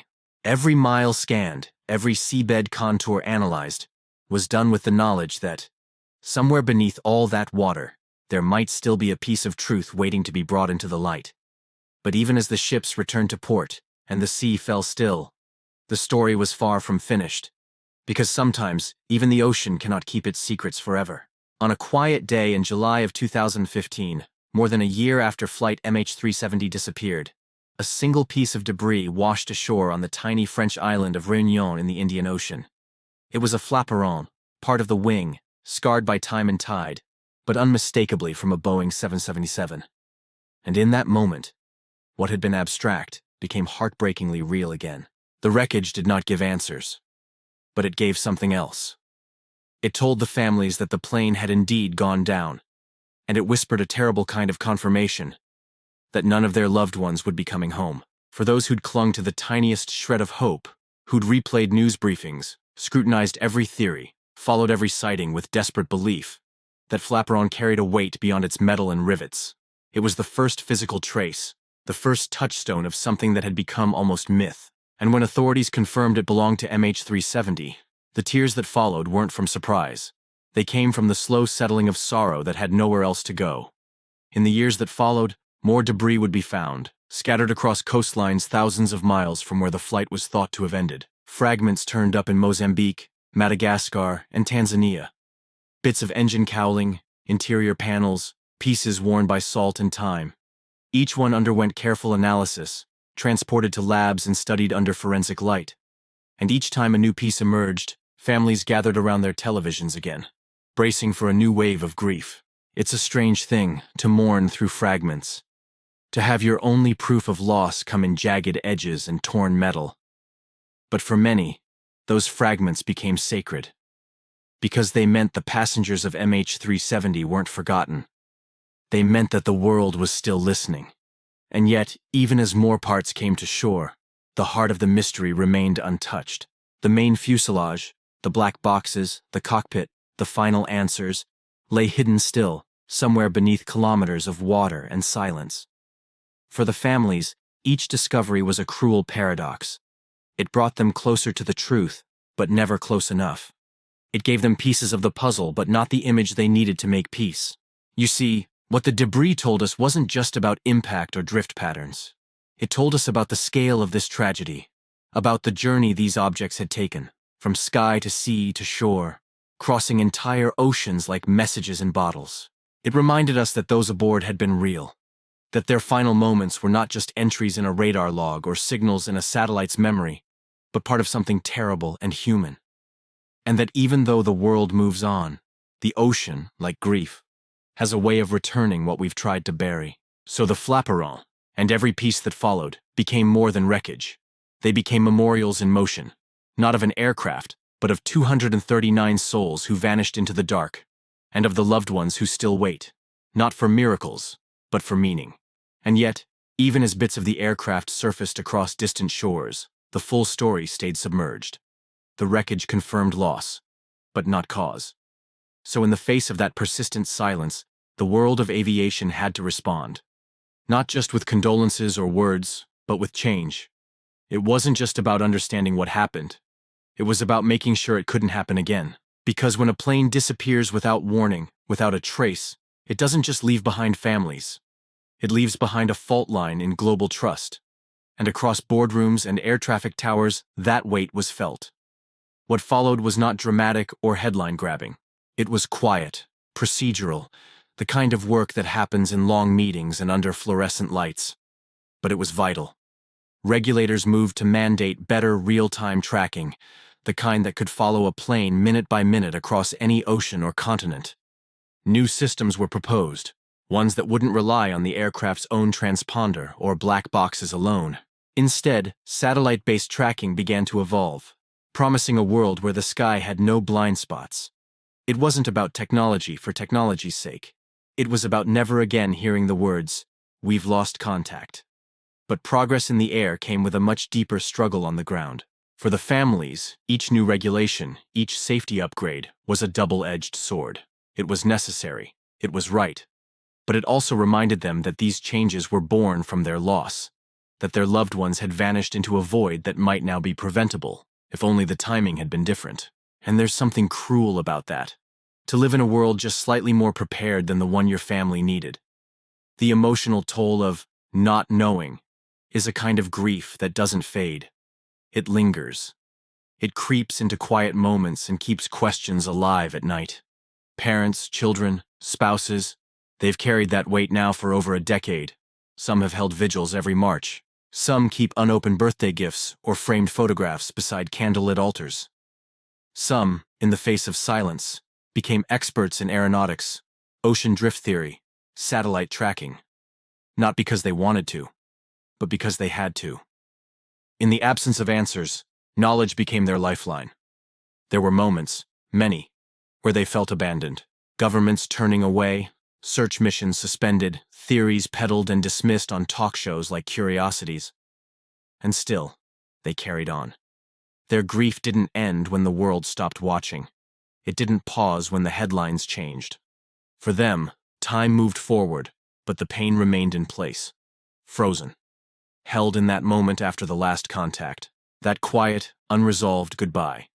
So, yes, MH370 changed aviation. But it also changed people. It reminded the world that in an age of digital certainty, mystery can still strike from the skies. It reminded engineers and pilots that procedures must evolve not only to avoid disaster, but to honor those who've already been lost. And for the families, the impact was not measured in reforms or legislation. It was measured in absence, in birthdays missed, in empty chairs, in the echo of a plane that never came home. And so, while aviation took its lessons, and grieving families found ways to carry the weight of absence, the world turned another year older. And still, the question remained unanswered. Now, in 2025, that search lies in a strange space between abandonment and quiet persistence. Officially, it may no longer command fleets of ships or round-the-clock press briefings, but the search has never truly ended. Not for those who lost someone, and not for a few who believe the ocean still holds the answer, waiting for someone brave or stubborn enough to find it. The last official mission was called off years ago, its cost mounting, and its results too slender to justify continued funding, at least by the terms of government budgets and political patience. But even in the dark, some lights don't go out. Ocean Infinity, a private company with deep-sea capabilities and a drive not bound by elections or headlines, has taken up the mantle. Their vessels scour the sea floor, not in waves of effort, but in focused, renewed pushes whenever technology allows them to reach a little deeper, a little farther. In their mission, you don't just see a company, you see a quiet kind of defiance, a refusal to accept that this is how the story ends. In the years since, the tools have grown sharper. Artificial intelligence, once a buzzword in tech circles, now aids sonar interpretation and undersea scanning with a level of nuance the human eye can't always match. Algorithms now detect anomalies in seafloor patterns, helping search teams distinguish between what's just another rock formation and what might be a piece of twisted metal from a time-stilled tragedy. These tools don't feel emotion, but those who wield them, they do. Every new lead brings a moment of hope, however guarded, and when it's dashed, as many have been, they carry the failure not just as professionals, but as people who've seen the eyes of those still waiting. And then, of course, there are the families. Many have aged 10 years since that day. Some have passed away, never having heard what became of their loved ones. Some still speak to reporters, advocates, search teams, anyone who will listen. They gather at memorials in Malaysia, in Beijing, in small towns and cities across the world. For them, the future isn't about closure. That word stopped meaning anything a long time ago. It's about truth. It's about understanding. It's about reclaiming the narrative from the void. So today, as we look at the map and trace the long arc of the southern Indian Ocean, we know more than we did, but not enough. The black boxes remain lost. The fuselage lies hidden. And yet, in boardrooms, in laboratories, in families' living rooms, the search continues. Not because the world demands it, but because some part of us cannot live with the idea that a modern aircraft, with all our satellites and sensors and screens, can simply vanish. And because we owe the people aboard something more than silence. We owe them a story with an ending. And yet, even as the world turns its gaze to other headlines, and time edges the event toward the past tense, the story of Flight MH370 refuses to let go. Because behind the numbers, beyond the maps and theories, there were people. There were lives. And what lingers most isn't just the unanswered technical questions, but the ache of the ones left behind. Mothers who never stopped waiting. Children who had to grow up with a photograph in place of a parent. Spouses caught in the quiet purgatory of grief without closure. The flight manifest wasn't just a list, it was a constellation of stories. A couple on their honeymoon, a group of artists returning from an exhibition, business travelers with plans the next morning, families with dreams packed in their suitcases. Some families still hold vigils every March, lighting candles on empty chairs, writing letters to the missing, holding on to traditions that once belonged to the living. Others have turned their grief into advocacy, becoming unlikely experts in satellite data and aviation protocol, trying to ensure no other family endures the same silence. Some have chosen not to speak, folding their pain into quieter corners of life, not because they've forgotten, but because remembering hurts too much. There's something about a mystery like this, something that scrapes at the soul.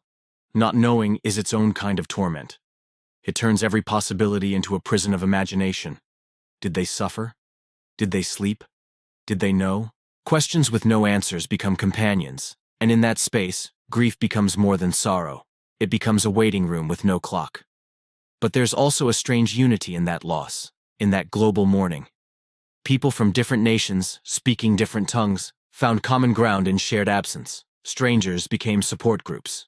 Whole communities formed around a shared purpose, to remember, to search, and to bear witness. And in a way, that's what this mystery has become. Not just a search for wreckage, but a quiet plea to the universe, not to let these souls disappear unnoticed. So, we end not with answers, but with voices. The kind you hear in your head long after the credits roll. The child who still draws airplanes, the husband who still sets 2 places at the table, the mother who still dreams of a knock on the door. They remind us that this isn't just a story about a plane that vanished. It's about the lives it carried and the questions that haunt the silence it left behind. And maybe, just maybe, the ocean will speak one day. Or maybe it won't. But until then, all we can do is remember. Because some stories don't end, they echo. Adventure is worthwhile in itself. Those were Amelia Earhart's words, calm, clear, and filled with quiet conviction. Words that echoed the soul of a woman who believed the sky wasn't the limit, but rather, the beginning. The story doesn't start with theories or maps or even a flight plan. It begins with the silence that followed her last transmission. Radio static crackling over an empty sea, and then nothing. No distress signal, no beacon, no goodbyes. Just a voice reaching out into the vastness. And then the world, listening in vain. Picture the ocean, endless and indifferent, stretching far beyond the eye's reach. Black and white waves rolling across the screen like time itself, relentless and unresolved.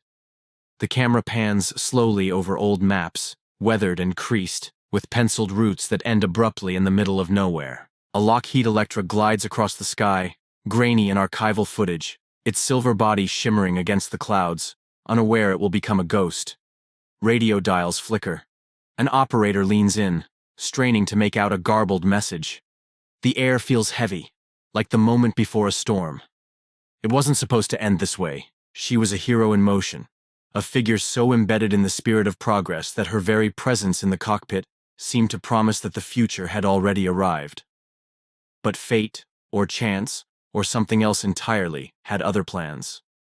In 1937, Amelia Earhart vanished mid-flight, and in doing so became something larger than history, larger than aviation. She became a question without an answer. And that's where the story grabs you.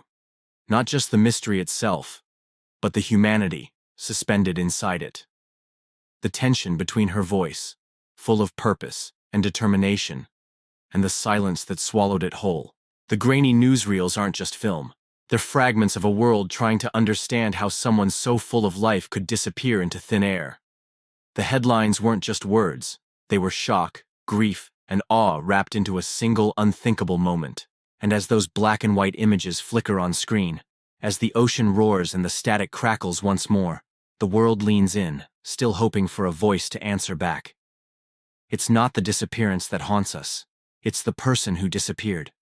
A woman with fire in her heart and sky in her eyes, who dared to go where few had ever dreamed.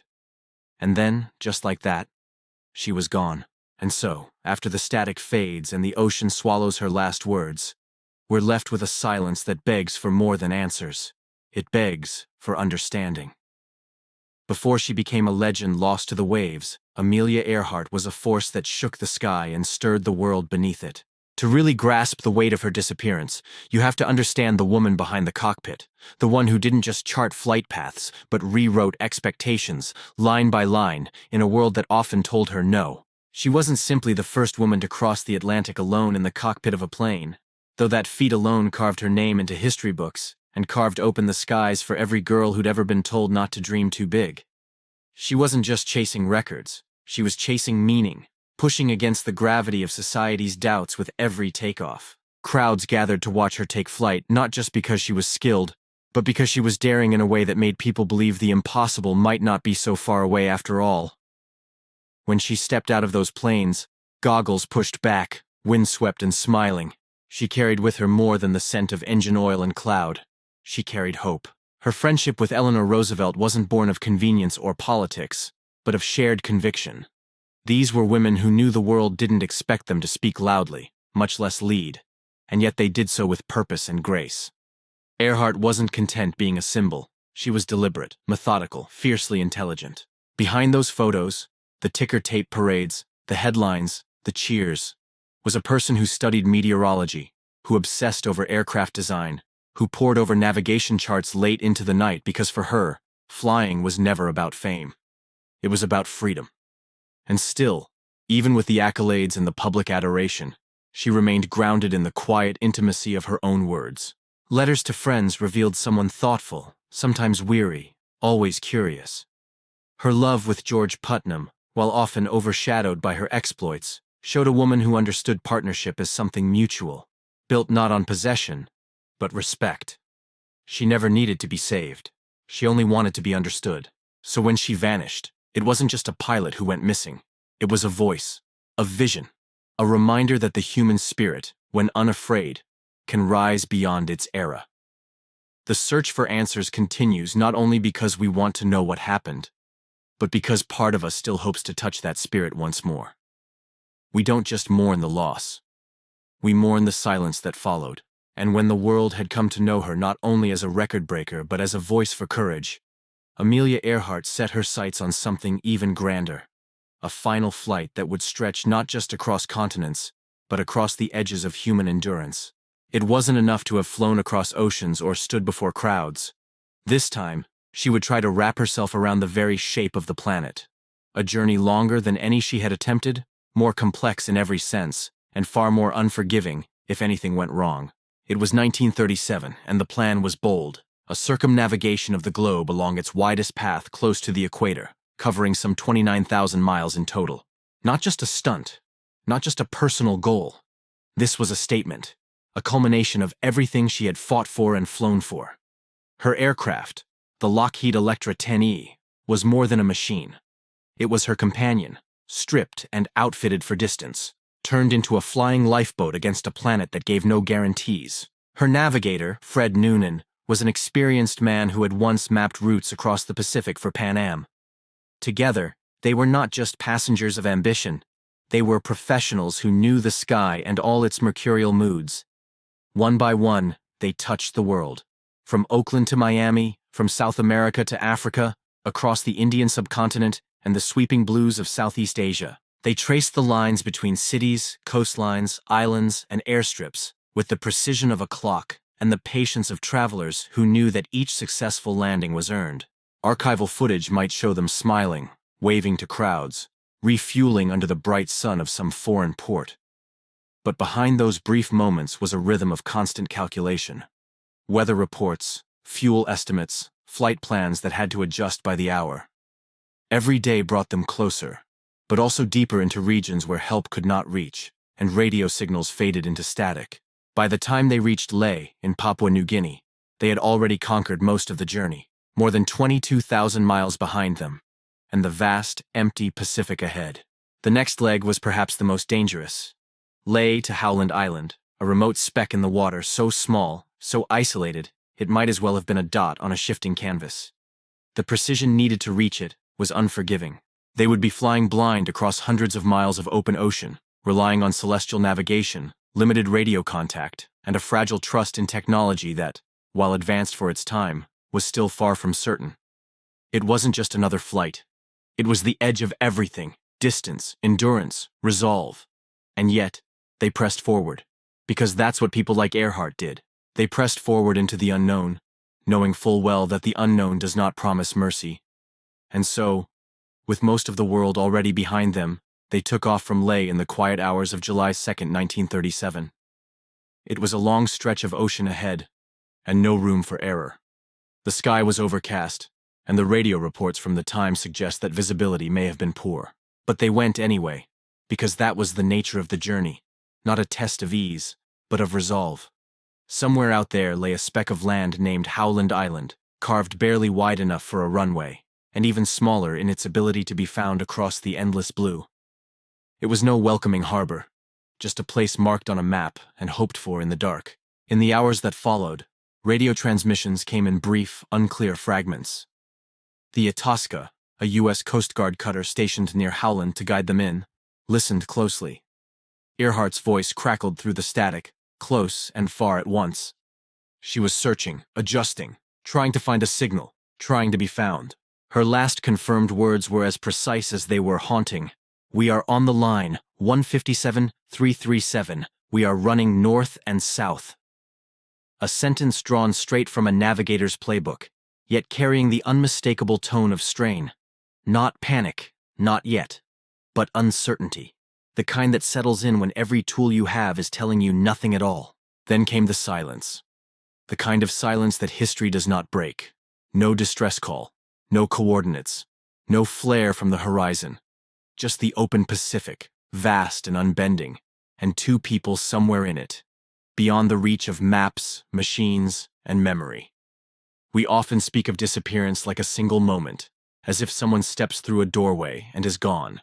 But this was slower, quieter, a fading of signal and time, as if the world turned a page and left them behind it. For George Putnam, her husband waiting on the other side of the world, those hours must have unraveled with a slow and unbearable gravity. For the crews aboard the Itasca, scanning the skies with strained eyes and listening for a voice that would not come again, it was the beginning of a search that would span decades and still find no end. The horizon they vanished into was not just physical. It became a place of memory, of unanswered questions, and the fragile line between calculation and chance. And somewhere in that stretch of water, where charts give way to shadows, Amelia Earhart and Fred Noonan passed from history into legend, not by choice, but by the same hand that all explorers gamble with, the unknown. And so, with the last message fading into static, the world did what it could. It listened, waited, and then moved. Not with answers, but with ships, planes, and people. Tired-eyed, radio-strained, and pressed with urgency. Within hours of Amelia's disappearance, the largest and most expensive search operation in peacetime history began to unfold across 250,000 square miles of ocean, an area so vast that even the definition of thorough started to blur. The USS Lexington, a great steel fortress of the sea, joined the hunt alongside smaller vessels, reconnaissance aircraft, and the Coast Guard cutter Itasca, which had listened helplessly just before the silence set in. They scanned the ocean for oil slicks, wreckage, a flash of metal on the waves, anything that might mark the resting place of 2 missing souls. But there was nothing. No floating debris, no flare, no parachute caught on coral, just water. Endless, shifting, uncooperative water. The crews who combed the skies and seas knew how large the Pacific truly was, but now they felt it. Some were trained for war, for chaos. This, though, was different. This was absence, stretched over horizon after horizon. They searched islands that had never known visitors, peered into atolls where the wind whispered only to the palms. Still, no word. And time, as it always does, moved forward, dragging with it the limits of fuel, of daylight, of hope. George Putnam, Earhart's husband, kept writing letters, kept calling in favors, kept believing. For him, the search wasn't measured in nautical miles or federal dollars, but in faith. Painful, clinging faith. Around the world, the public watched through the lens of newsprint and radio broadcasts, swept into a shared unease. Children clipped photos from magazines. Pilots raised a silent hand skyward. And the United States, at the brink of deeper global tensions, turned inward for just a moment, toward a woman who had represented the best kind of daring. The kind that carried no weapon, only direction. The search went on for weeks, and then the silence became official. The operation ended. No plane, no bodies, nothing to hold on to. Yet even after the ships returned to port and the headlines began to shrink, the questions didn't. They settled into dinner conversations, classrooms, and the corners of memory reserved for unfinished stories, because there's something deeply human about needing to know how a journey ends, especially when it belonged to someone who once flew so boldly into the sky, only to vanish without goodbye. Even as the ships returned to harbor and the search planes landed for the last time, there remained one explanation that settled into the minds of many, not because it offered comfort, but because it demanded the least amount of reaching. The idea that Amelia Earhart and Fred Noonan had simply run out of fuel and crashed into the vast Pacific, somewhere heartbreakingly close to Howland Island, became the most widely accepted account of what happened on that July morning. It didn't require conspiracy, just miscalculation. Human error, mechanical limits, and the crushing scale of the ocean. For a generation that had watched her rise into the skies with poise and defiance, this explanation felt like the most honest form of tragedy. No theatrics, just the quiet failure of distance, time, and fuel. And yet, even within that straightforward narrative, something doesn't sit quite right. People don't vanish cleanly, not even in the middle of the ocean. A wing, a wheel, a logbook, something. Anything should have surfaced. But the Pacific doesn't offer closure. It takes and keeps. The waters near Howland are not calm shallows, but deep, churning blackness, with currents strong enough to scatter wreckage miles from any impact. The depths there reach down past what divers can reach, beyond where sunlight dares to go. If the Electra did go down there, it would have settled into a cold, quiet grave far beneath the reach of searchlights and sonar. Its aluminum skin corroded by time, its presence slowly erased by the sea. What makes this theory linger isn't just its simplicity, but its silence. It is the silence that wraps itself around every unanswered radio call, every mile searched in vain, every hope dimmed over decades. When people looked to the sky and then to the sea, they wanted to believe that someone like Amelia, who had spent her life breaking boundaries, wouldn't end with a mechanical failure and a fading signal. But maybe she did, and maybe that is the most haunting part of all, that even the boldest among us are still bound by the same limits as everyone else: weather, fuel, timing, and fate. This version of the story doesn't offer a villain or a hidden truth, just the solemn idea that a great adventure can end with a quiet descent into the deep, without witnesses, without farewell. And yet, Even with the grim possibility that the ocean swallowed her whole, the world has never quite been satisfied with silence. People don't just vanish, they said. Not someone so beloved. Not someone who had captured imaginations across the globe. And so began the branching paths of speculation, each one leading further from the certainty of the sea and deeper into human longing. Among these was the belief that Amelia may have survived the crash and found herself stranded on a lonely speck of land, a place then known as Gardner Island. Uninhabited, remote, and ringed by coral, this reef-fringed atoll sat some 350 miles southeast of Howland, and some believed she and Noonan may have drifted there, limping toward safety in the final hours of fuel and daylight. What makes this theory linger isn't just geography, it's the fragments. A woman's shoe, pieces of metal, reports of bones. And bones, after all, have their own kind of story. Found in 1940, dismissed, lost, then re-examined decades later through the lens of modern science. The conclusions weren't definitive, but they stirred something. Enough to keep hope breathing. The idea that she survived, even for a short while, clinging to life on that isolated shore, turns her from a myth into a castaway, a woman who endured, alone, waiting, watching waves that would never bring rescue. Then there are darker possibilities, told in whispers and wartime shadows. Stories from the Marshall Islands, where some claim she didn't crash far from Howland at all, but fell into the wrong skies, captured by the Japanese, mistaken for a spy. Testimonies from islanders decades later describe a tall woman, out of place and out of time, escorted under armed guard. Some say she died in a prison cell on Saipan. Others say her bones were buried quietly, far from the headlines. These tales carry no hard proof, only memories and fragments of rumor passed from one generation to the next. And yet, like all compelling stories, they refuse to go quietly. Not all theories carry the weight of sorrow. Some drift into the realm of legend, like the idea that she returned to America under a new name, choosing a quiet life far from the flashbulbs and interviews. Most dismiss it as fantasy, of course, yet it lingers in the corners of conversation, born perhaps from the unwillingness to let her story end so suddenly. And further still, into the mist of the truly improbable, there are those who point their fingers skyward and speak of alien craft, of abductions, and the unknown. These stories, wild as they may seem, tell us more about the people who believe them than the subject herself. Because in every tale, no matter how far-fetched, is the same aching desire. To find her, to know what happened, to write the final lines of a chapter left unfinished. What binds all these possibilities together isn't the search for spectacle, it's the search for her. The woman who defied convention and gravity, who carried the dreams of millions into the sky. These theories, strange or plausible, all exist because her absence carved a space too large to ignore. When someone like Amelia disappears, we don't just lose a person, we lose certainty. And so, the world continues to look. Not always with logic, but always with heart.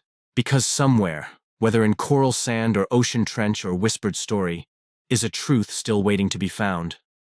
And through all the theories, the searches, and the restless speculation, we find ourselves drawn back to something far more enduring than mystery. Amelia herself. Strip away the fog of the unknown, and what remains is the story of a woman who refused to let the sky be the limit. She wasn't just a pilot, she was a force. There was a boldness to her that was neither performative nor reckless. It was purposeful.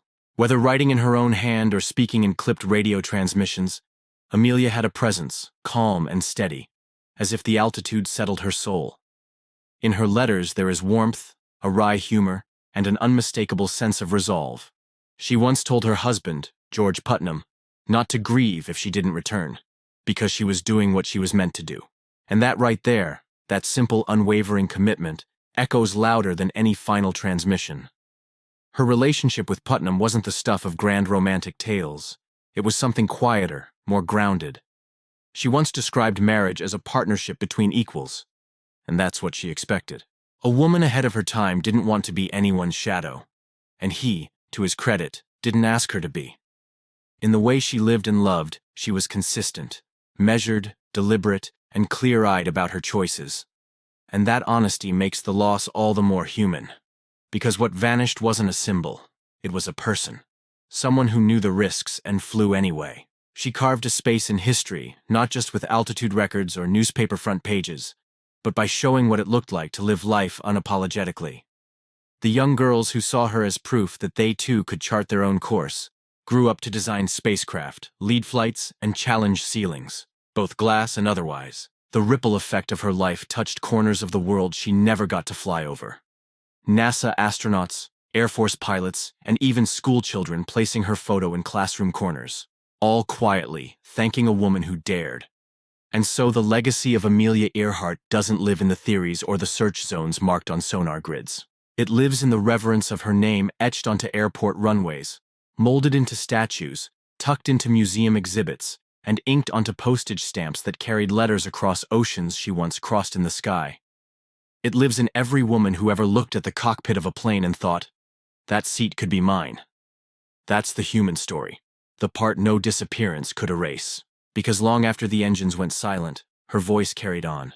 Not through the static of that final call, but through the choices she made every day to keep moving forward. Not for fame, not for glory, but simply because adventure, in her words, was worthwhile in itself. And even as the echoes of her voice faded into static, even as her plane was swallowed by time and tide, the world didn't move on. It lingered. Because there's something about Amelia Earhart's disappearance that refuses to be neatly boxed up and forgotten. It endures, not just because of the cold mechanics of a lost aircraft, or the logistics of a search that turned up empty, but because people felt something when she vanished. That feeling, of sudden absence, of unfinished story, settled deep into the public's consciousness like a splinter that's never quite worked its way out.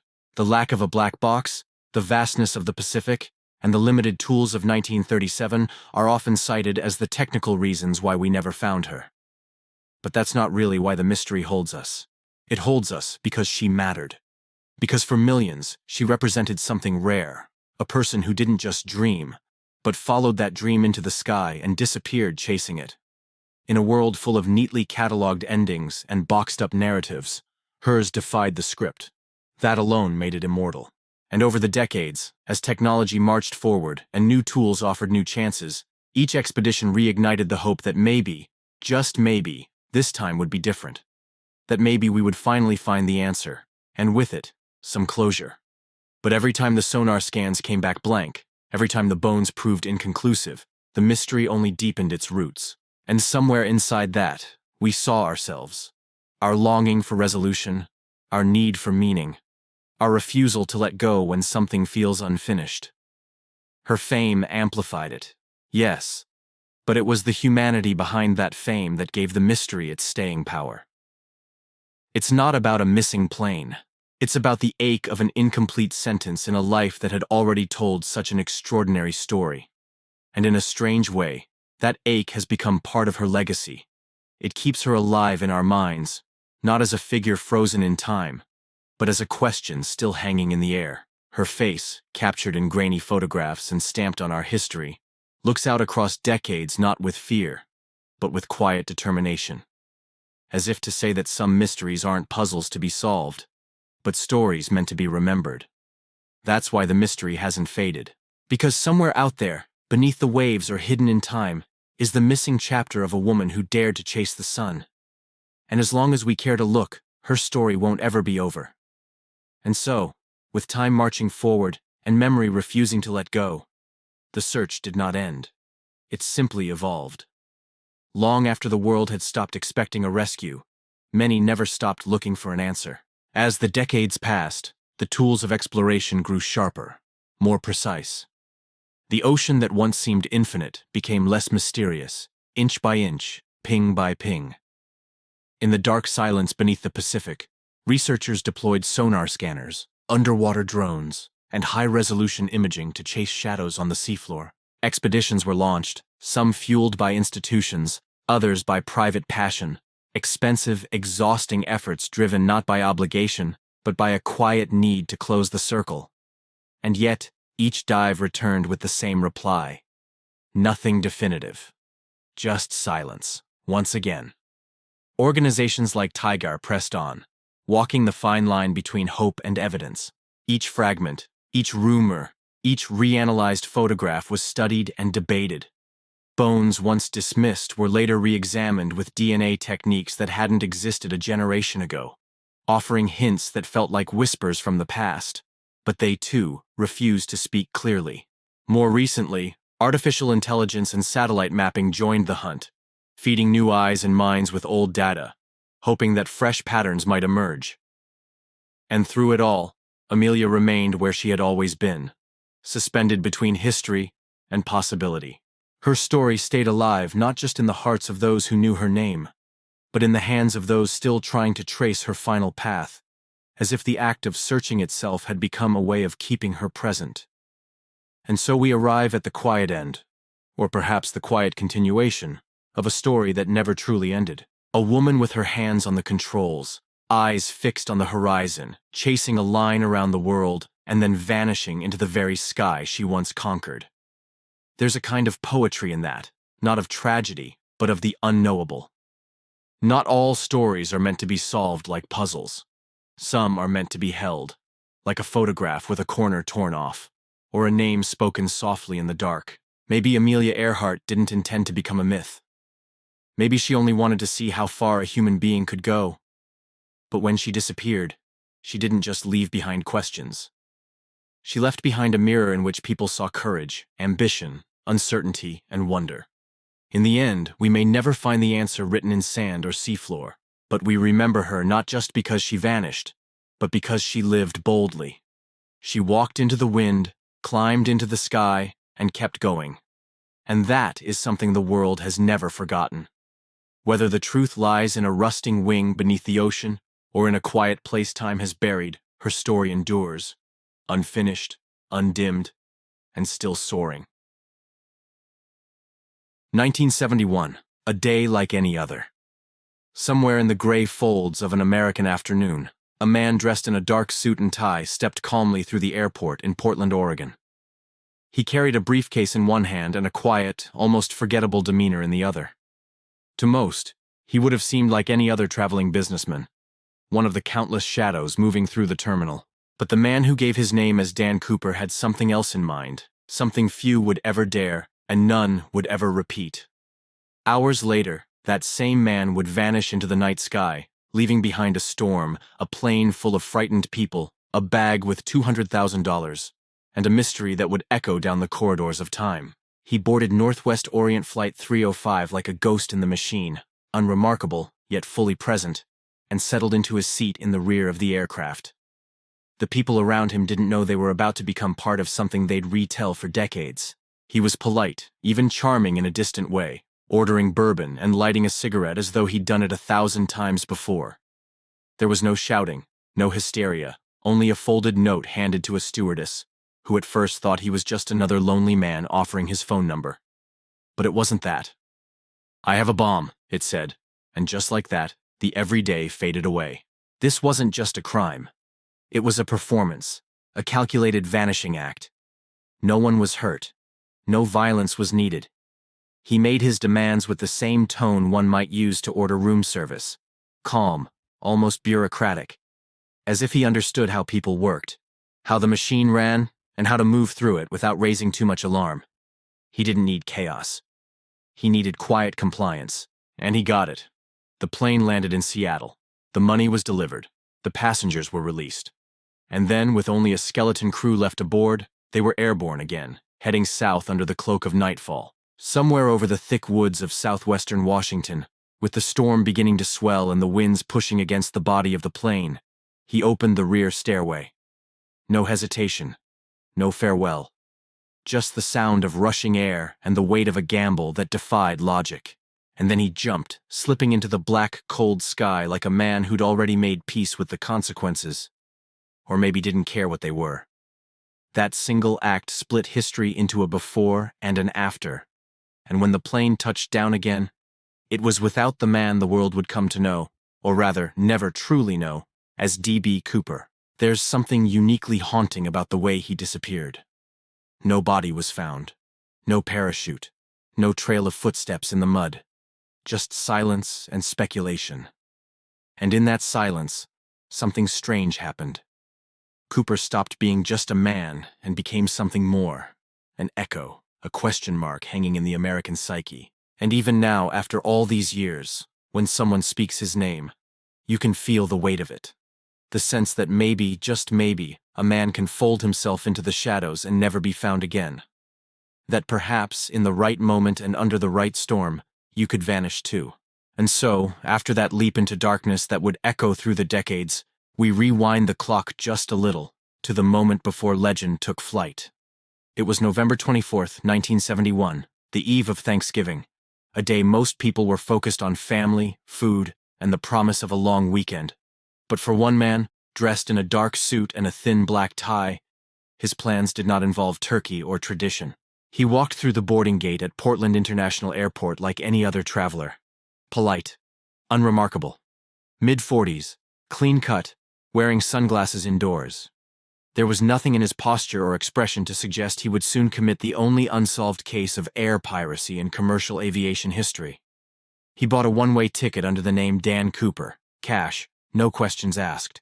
There were no TSA checkpoints back then, no body scanners or pat-downs, just a boarding pass and a brisk walk across the jetway to Flight 305, a Boeing 727 bound for Seattle. He carried a briefcase in one hand, and once seated near the back of the plane, he ordered a bourbon and soda and lit a cigarette. Things that were perfectly ordinary on a flight in those days. There was nothing theatrical about him. Nothing loud or dramatic. Just calm eyes behind tinted lenses, and a voice that never raised beyond casual conversation. The moment that changed everything began not with shouting, but with a simple gesture. He handed a folded note to a flight attendant, who assumed it was the kind of note lonely businessmen sometimes left in hopes of flirtation. She slipped it in her pocket without reading. Cooper leaned in just slightly and whispered something that made her freeze in place. "Miss, you'd better read that note. I have a bomb." And suddenly, the calm became electric. The ordinary became extraordinary. Not because he made a scene, but because he didn't. She read it. Plain words on a slip of paper typed neatly, as if someone had taken the time to prepare it in advance. He cracked open his briefcase just enough to reveal red cylinders, wires, something that looked like it could turn pressurized silence into flames and falling steel. But he never shouted, never cursed, never hurt anyone. He was oddly courteous, even when making impossible demands. He spoke with a quiet authority that didn't need to raise its volume. When he issued instructions to the crew, requests for money, for parachutes, for the flight path, they weren't barked like orders. They were delivered with the composure of a man who had planned every step. There was no panic in the cabin. The passengers weren't even aware that anything was wrong. They sipped coffee, flipped through magazines, made idle small talk as the plane continued its short flight to Seattle. Behind the curtain of normalcy, though, the cockpit and cabin crew were coordinating with the FBI, with the airline, with local law enforcement. A demand had been made. $200,000 in unmarked bills, 4 parachutes, and a fuel truck ready and waiting upon landing. A storm was building outside, the sky darkening early in that cold Pacific Northwest twilight. But inside the plane, time moved in slow motion. The strange thing, one of the many strange things, is that the crew described him as kind, not jittery, not reckless. One of the flight attendants later said he even tried to tip her with the ransom money. He offered meals to the crew, smiled faintly, as if he knew this would be the last time anyone would ever see him, and he wanted them to remember his manners. When the plane touched down in Seattle, the demands were met with mechanical precision. The money was delivered in a cloth bag. The parachutes were brought on board. The passengers, every one of them, were allowed to leave unharmed. That alone set Cooper apart from almost every other hijacker of the era. Men who usually acted in desperation or violence. He had nothing to prove to anyone, no speeches, no manifestos. Only a quiet transaction, an unspoken contract between mystery and opportunity. As the plane taxied once more into the night sky, now carrying only a skeletal crew and Cooper himself, the transformation was nearly complete. He had become something else, no longer just a man in a seat, sipping bourbon. He was now a ghost in motion, a figure untethered from identity, about to step from the known into the unknown. What followed would baffle law enforcement for generations. But in that cabin, just before the jump, he was still tangible, still flesh and blood, still Dan Cooper, whoever that really was, a man who had, with unshakable calm, taken control of a moment so thoroughly that even fear took a step back and let mystery take its place. And so, the plane touched down in Seattle, a city already drenched in November rain, its runways glistening under gray clouds that had no idea history had just landed. Cooper had made his point without ever raising his voice. He didn't shout, didn't wave a weapon, didn't cause a scene. He had whispered danger into the ear of a stewardess, and then simply sat back, sipping bourbon and watching the world unravel quietly around him. But beneath that cool, collected exterior was a mind running ahead of everyone else. The man didn't just want out. He wanted out on his own terms, with every detail accounted for. Right down to the fuel truck waiting on the tarmac like a pawn moved 2 steps forward in a slow, deliberate game. What he asked for wasn't chaos. It was precision. He wanted $200,000 in unmarked bills, handed over carefully, without sudden moves or interruptions. Not a wild sum, not in the way ransom usually sounds, but just enough to start over, or to disappear for good. He also asked for 4 parachutes, and that's where things grew strange. Not 1, not 2, not even a backup, but 4. And the message beneath that wasn't lost on the authorities. If he was bluffing with lives. If he was serious, then maybe he was planning to jump with hostages. No one could tell. And that's exactly how he wanted it. Each request felt like it had a shadow behind it. The money, the chutes, the refueling, all had been considered in advance. It wasn't desperation guiding his hand. It was control. He didn't threaten the passengers. He released them, one by one, like he was giving them back to the world he was choosing to abandon. That act alone set him apart. Most criminals corner themselves. He opened the door and let others walk out freely, keeping only what he needed: an empty cabin, a skeleton crew, and the silence of a man with nothing more to say. By the time the plane took off again, the sun had long disappeared beyond the mountains, and the sky above the Pacific Northwest had turned to ink. He was calm, as always. Even now, with 2 parachutes slung into his control and a bag filled with a fortune at his side, he didn't seem nervous. It was as if the real journey hadn't begun until that second takeoff. Because this wasn't a getaway in the usual sense. This was an escape written like a riddle, half stunt, half puzzle, and entirely in his image. Whatever was going through his mind as the aircraft lifted into the cold night air, it wasn't fear. If anything, it was conviction. The quiet kind that doesn't need to explain itself, because the man behind it already knows exactly how the story's supposed to end. And in a world that leaves traces of everyone behind, fingerprints, footprints, a trail of regret, he would soon leave nothing but questions. And so, with the passengers safely released and the ransom in hand, the man known only as Dan Cooper took to the skies once more.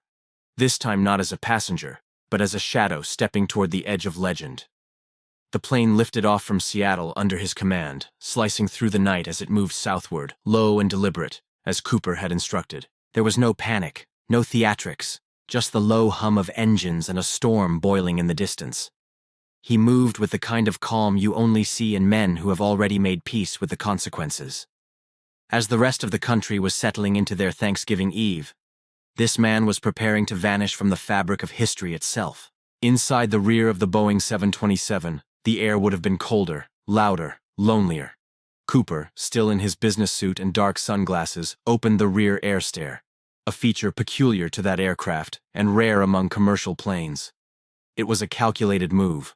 As the staircase lowered into the screaming wind, the world behind him became nothing but blackness, soaked in rain and pierced by gusts that tore across the Cascade Range like ancient spirits. There was no light down below, only the unknown.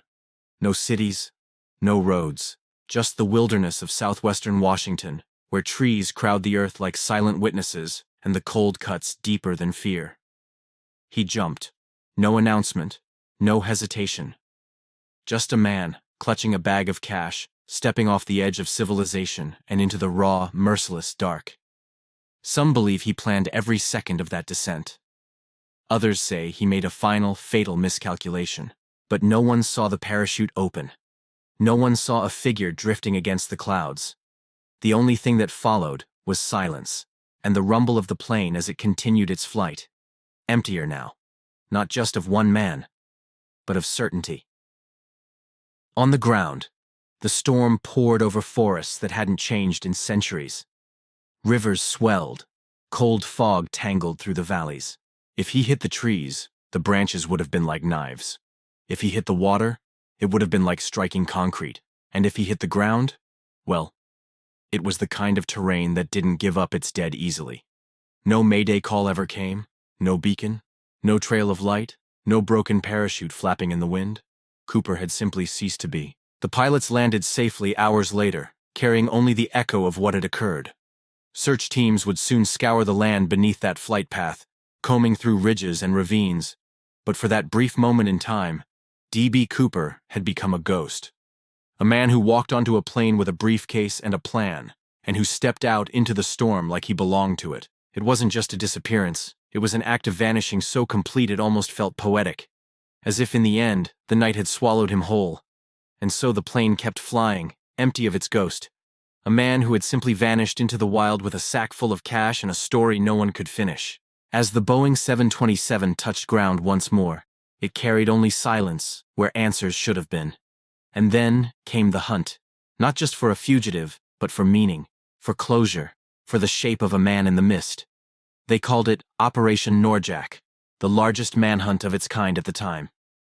And though the authorities moved fast, the trail was already fading. It was as if Cooper had stepped into another realm entirely, one where maps and logic couldn't follow. Agents scoured the suspected drop zone across southwestern Washington, thick forests, tangled rivers, and ground that hadn't seen footprints in years. Helicopters combed the air, troops marched the earth below. They searched with everything they had: infrared scans, sniffer dogs, aerial sweeps, even interviews that spread across state lines like ripples in water. But the Pacific Northwest doesn't give up secrets easy. That landscape, cloaked in towering trees and soaked in cold rain, could swallow a man and everything he carried without so much as a whisper. It wasn't just the wilderness they were fighting. It was time, weather, and the sheer unlikelihood that a man could jump from a plane into blackness and still leave nothing behind. Days turned into weeks, and the buzz of choppers over the canopy gave way to resignation. There was no body, no parachute dangling from a pine branch, not even a muddy footprint to say, "Here, this is where he ran." The FBI had suspects. Oh yes, hundreds of them. The files stacked higher than the rain clouds that had swallowed him. Ex-military men, seasoned skydivers, troubled loners, and vanishing strangers. Some bore striking resemblances to the sketch. Others had shaky alibis, odd behavior, or pasts that looked just murky enough to entertain the thought. But none of it led anywhere real. It was like chasing smoke in the fog. And all the while, that central figure, this mystery man in the suit and tie, refused to resolve into anything clear. He wasn't just gone, he had become myth. Not because the search was lazy, no. It was because the very nature of what he did cut so sharply against what people thought was possible. The manhunt didn't just fail to find D.B. Cooper. It helped make him into something untouchable. The more they searched, the more unreal he became. In the end, maybe that's what haunts the investigators most. That with all the tools and training, all the hours logged crawling through that unforgiving land, the man who jumped into history did so knowing full well he might never be followed. Not because he vanished, but because he planned it that way. And so the forest kept its silence, as the search teams pushed deeper into the shadows, hoping for a glimpse of anything. A torn piece of cloth, a broken buckle, a boot print in the mud, something to prove the man had landed. But instead of answers, what they found was absence. The trees didn't speak. The rivers didn't tell. And just as the days turned cold and silent, so did the trail. Yet the mystery refused to grow cold. Even as weeks turned to months and the momentum of Operation Norjack began to slow, something small and strange would rise from the dark soil nearly a decade later, as if the earth itself remembered what men had long started to forget. It was February of 1980, when a young boy named Brian Ingram knelt by the banks of the Columbia River, fingers digging curiously into the soft sand of Tina Bar. What he unearthed was not a rock or a shell, but a story reborn. 3 bundles of decaying $20 bills, buried just beneath the surface, wrapped in brittle rubber bands and eroded by time. The total was $5,800, and when the serial numbers were checked, there was no mistaking it. These were Cooper's bills. Not similar bills, not bills from the same bank, but the exact notes handed over on that cold November night. It was the first physical evidence of the money since the moment it left that aircraft, and its sudden appearance raised more questions than it answered. Why there? Why that amount? And why buried so shallowly that a boy's hand could reach it, yet never discovered by the largest manhunt of its kind? The bundles were badly degraded, hinting at years exposed to the elements, but oddly not decades, suggesting they hadn't been buried immediately after the jump. The location, too, was strange. Miles away from the primary drop zone the FBI had mapped out in southwestern Washington. Some speculated the river had carried the money down from the mountains, though tests and simulations never aligned with that theory. Others believed the money had been intentionally planted, perhaps years after the fact, as a red herring or a cruel game. The money didn't speak, but it whispered. It whispered of a man who might have stood on that shore long after the world had presumed him dead. A man who might have unwrapped a few stacks of ransom, looked out across the water, and thought better of using them. Maybe he was tired. Maybe he was hiding. Or maybe he understood something about legends, that leaving a few bills behind might keep the mystery alive just long enough to outlive him. Whatever the reason, the appearance of the cash didn't bring Cooper any closer. If anything, it showed how far away he'd always been. The fingerprints left behind on the tie in the cabin still didn't match a suspect. The partial hair samples were never enough. The parachutes, or pieces of them, never surfaced. It was as though he had peeled himself away from the story the moment he stepped out of that plane, leaving behind just enough to keep us looking, but never enough to see. Some would call it luck. Others call it skill. But deep down, most understood something more unsettling.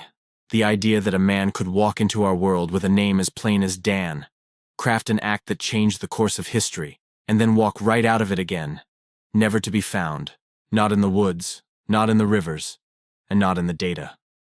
Only in the quiet space between what we know and what we can't let go. But for all the rain-soaked forests combed and all the silence that followed Cooper's jump, what came next wasn't just confusion, it was obsession. As the weeks turned to months, the mystery of the man without a past took on a life of its own. The FBI, clinging to the few physical clues left behind, released a composite sketch that would, in time, become as much a part of American folklore as the man himself. That sketch, cool, expressionless, eyes hidden by dark aviators, hair parted with deliberate precision, captured the imaginations of everyone from desk clerks to former soldiers to washed-up criminals who thought they recognized a ghost. It was more than a drawing. It was a symbol, a shadow cast on every man in a suit who walked a little too confidently, a little too quietly. And just like that, the hunt for D.B. Cooper became something bigger than the crime. It started small. A name on the passenger manifest, Dan Cooper. That was the alias he'd used, neat and forgettable. But a simple error by a reporter transformed him into something cinematic. D.B. Cooper. It wasn't what he called himself, but it was what the world called him now. And somehow, that mistake fit.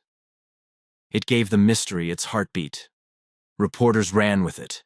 Television anchors repeated it. People passed it around like campfire folklore. With that slip of the pen, a man vanished into the rain and emerged as legend.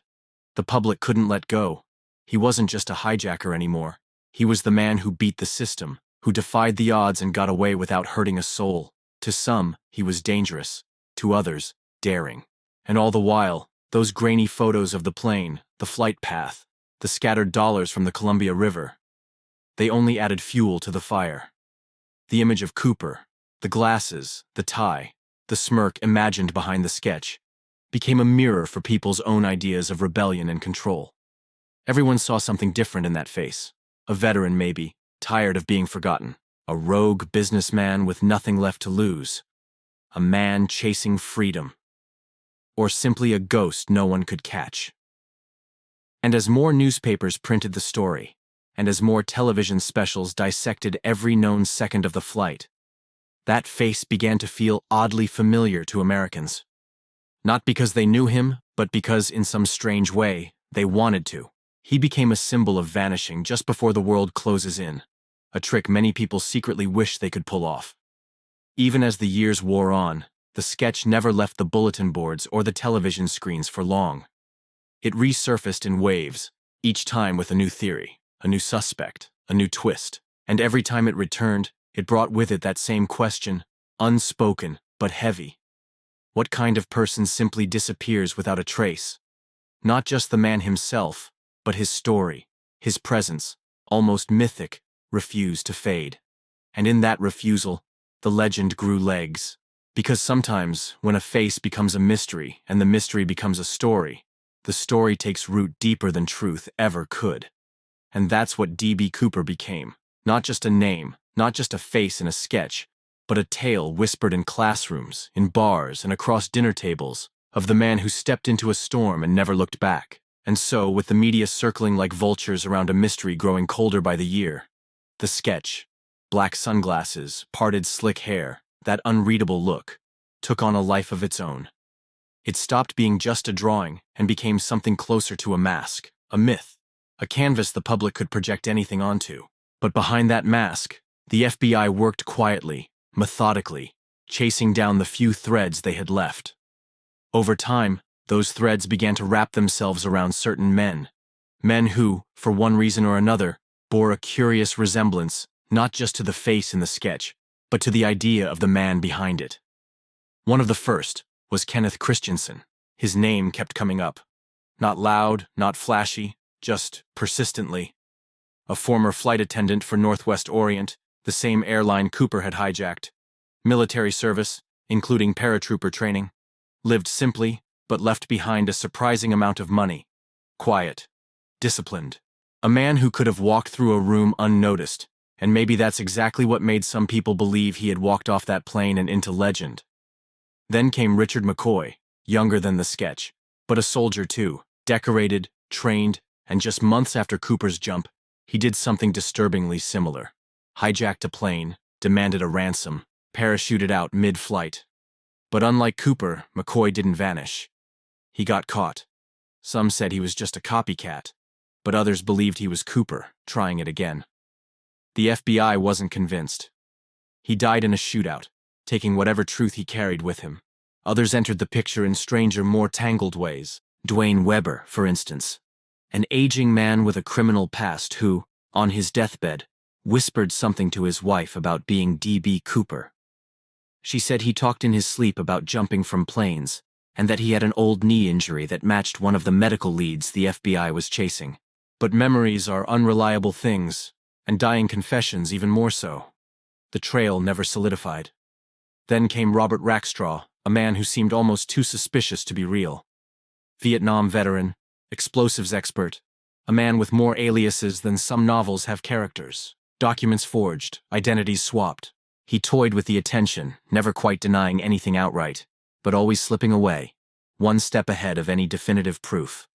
For years, a few persistent investigators were convinced he was the man, but the FBI, after chasing the trail, closed the door on him.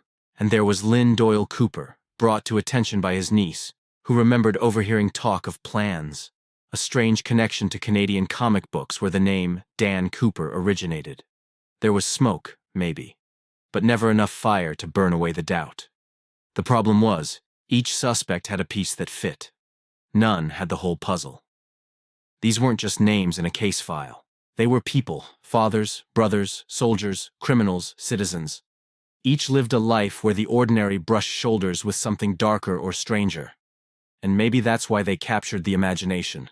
The thought that someone might be your neighbor, a coworker, a man you passed in a parking lot, carrying the weight of a mystery on his back while smiling at the checkout line. That's what kept people looking. Not just for the man, but for the truth he might have left behind.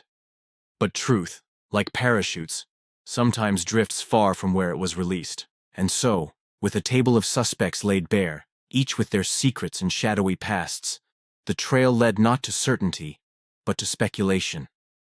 And it is here that the mystery found fertile ground to grow deeper roots. When the questions around the who seemed to spin in circles, the minds of the curious turned to the how, and even more hauntingly, the what if. Theories didn't simply sprout from the facts. They flourished in the spaces between them, those dark, silent intervals where no evidence spoke and no witness came forward. In those spaces, the human mind did what it always does. It searched for stories, and in the absence of one clear ending, it created many. The notion that D.B. Cooper didn't survive the jump may seem the most grounded in logic. After all, the man leapt into a thunderstorm from the belly of a commercial aircraft, descending through bitter winds, sleet, and darkness into the cold and unforgiving wilderness of the Pacific Northwest. The terrain below was not welcoming. It was a jagged expanse of dense forest, twisting rivers and steep ravines. No flares marked a landing zone. No rescue waited below. And this wasn't a soldier in a war zone with backup and planning. This was a solitary man vanishing into nothingness. If he hit the trees too fast or missed a clearing, he could have broken a bone, snapped his neck, drowned in a current, or simply succumbed to exposure in the hours that followed. It would explain the silence. It would explain why, after decades of searching, no body, no parachute, and no camping gear ever turned up. Some saw the $5,800 found by the river years later, not as a clue to his cleverness, but as a breadcrumb left by the storm, tumbling down through time from a man who never made it out. But there are others who look at that very same silence and hear something different. In a world where almost every criminal slips eventually, there's something deeply unsettling and awe-inspiring about a man who might have walked away, not into the fog of confusion, but into a life meticulously designed for anonymity. This theory doesn't rest on blind faith. It clings to the way he spoke to the crew, calm and deliberate. The way he knew the mechanics of the Boeing 727, a rear stairway jump that was obscure, dangerous, and yet strangely precise. The way he requested parachutes, not just one, but 4, possibly to convince authorities he might take hostages with him, perhaps ensuring the chutes weren't tampered with. It's the way he dressed, his quiet confidence, and the cold-eyed calculation in his every move that makes some believe he knew exactly what he was doing. That he had practiced, prepared, and chosen his drop zone with a soldier's certainty. Maybe he had a hiding spot. Maybe a partner with a truck in the woods. Maybe he landed badly, limped away, and lived the rest of his days under a name no one ever connected to that stormy night. And then, there are those who think the story doesn't rest on survival or death alone. Some wonder if the entire event was never about the money, at least not in the way most imagine it. When only a small portion of it turns up and the rest never enters circulation, eyebrows raise. Money laundering, some whisper. A smokescreen for something else. Maybe not personal gain, but an intentional disruption. In that theory, the jump was never meant to be the end of a man's life, but the beginning of his disappearance, engineered with a clarity few possess. After all, the world was changing in 1971. Vietnam, Watergate, a growing cynicism in institutions. Maybe Cooper was a man who'd seen the inner gears grind too long and decided to punch a hole straight through the illusion. Not a madman.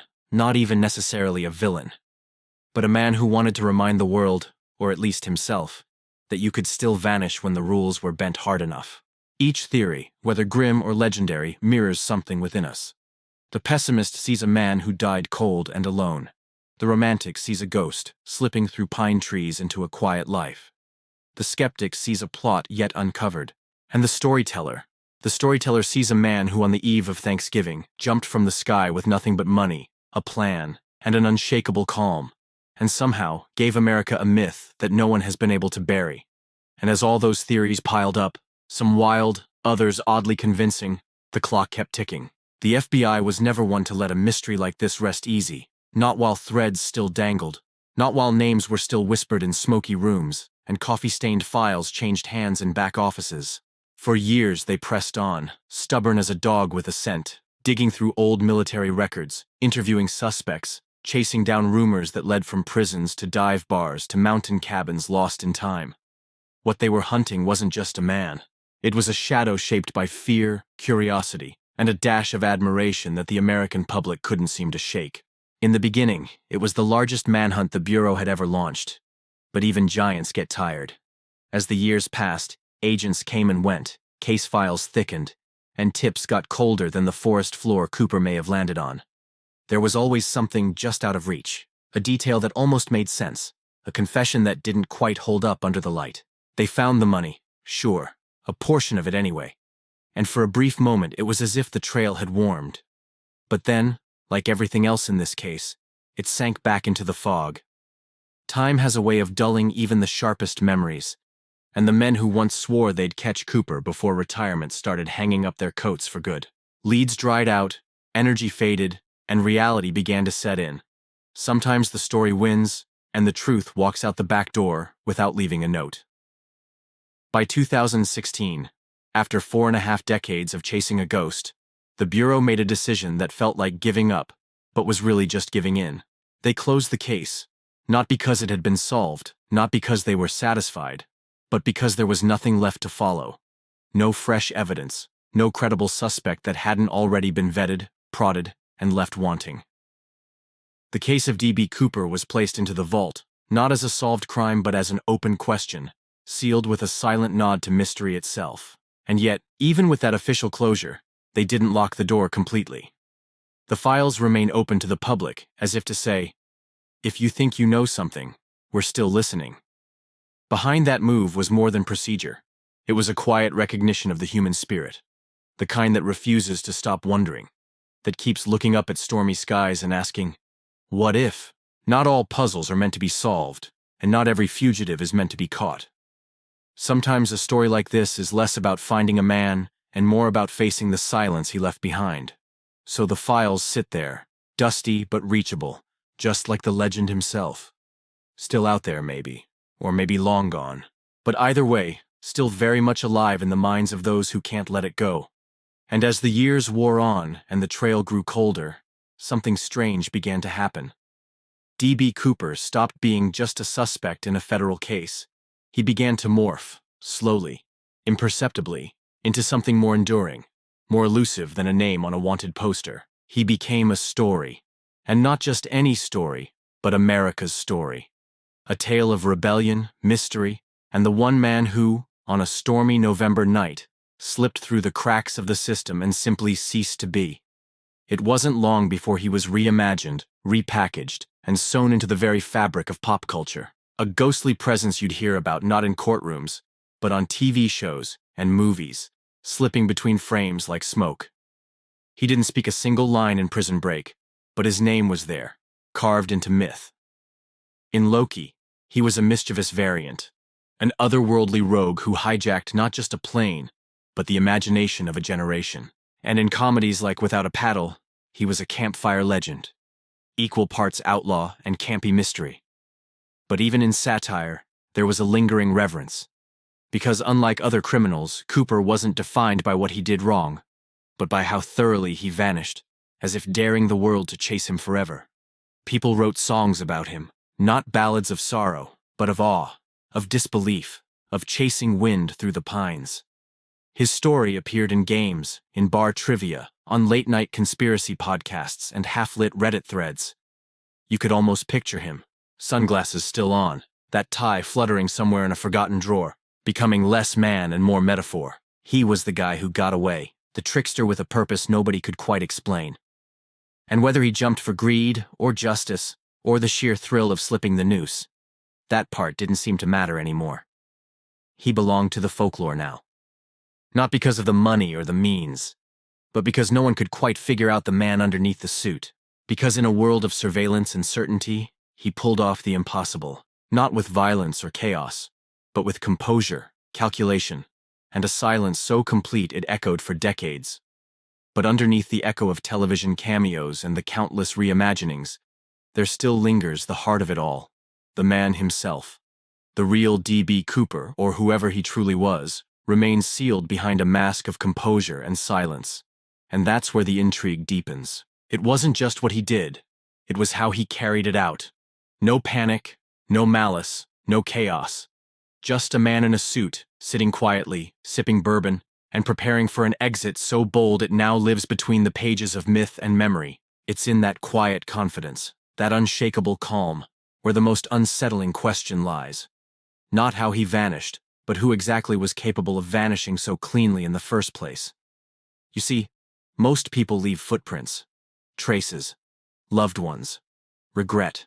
Even criminals, even the ones who get away, tend to stumble eventually, through pride or fear, or the slow unraveling of time. But Cooper left none of that. No ties to anyone, no slips of the tongue, no whisper in a dark barroom that someone might have overheard, just a name on a ticket and a plan that, whether by brilliance or blind luck, worked so flawlessly it made the world blink and miss him.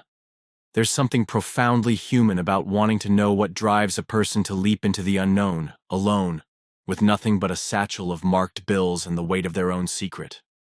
Was it desperation? A final act of rebellion? Or maybe it was something quieter, something more personal.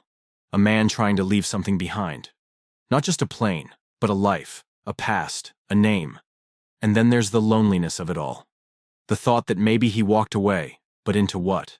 No celebration, no fame. Just a life lived in shadows, glancing over shoulders, burying the truth beneath layers of reinvention. If he survived, he had to become someone else. Someone small, unremarkable.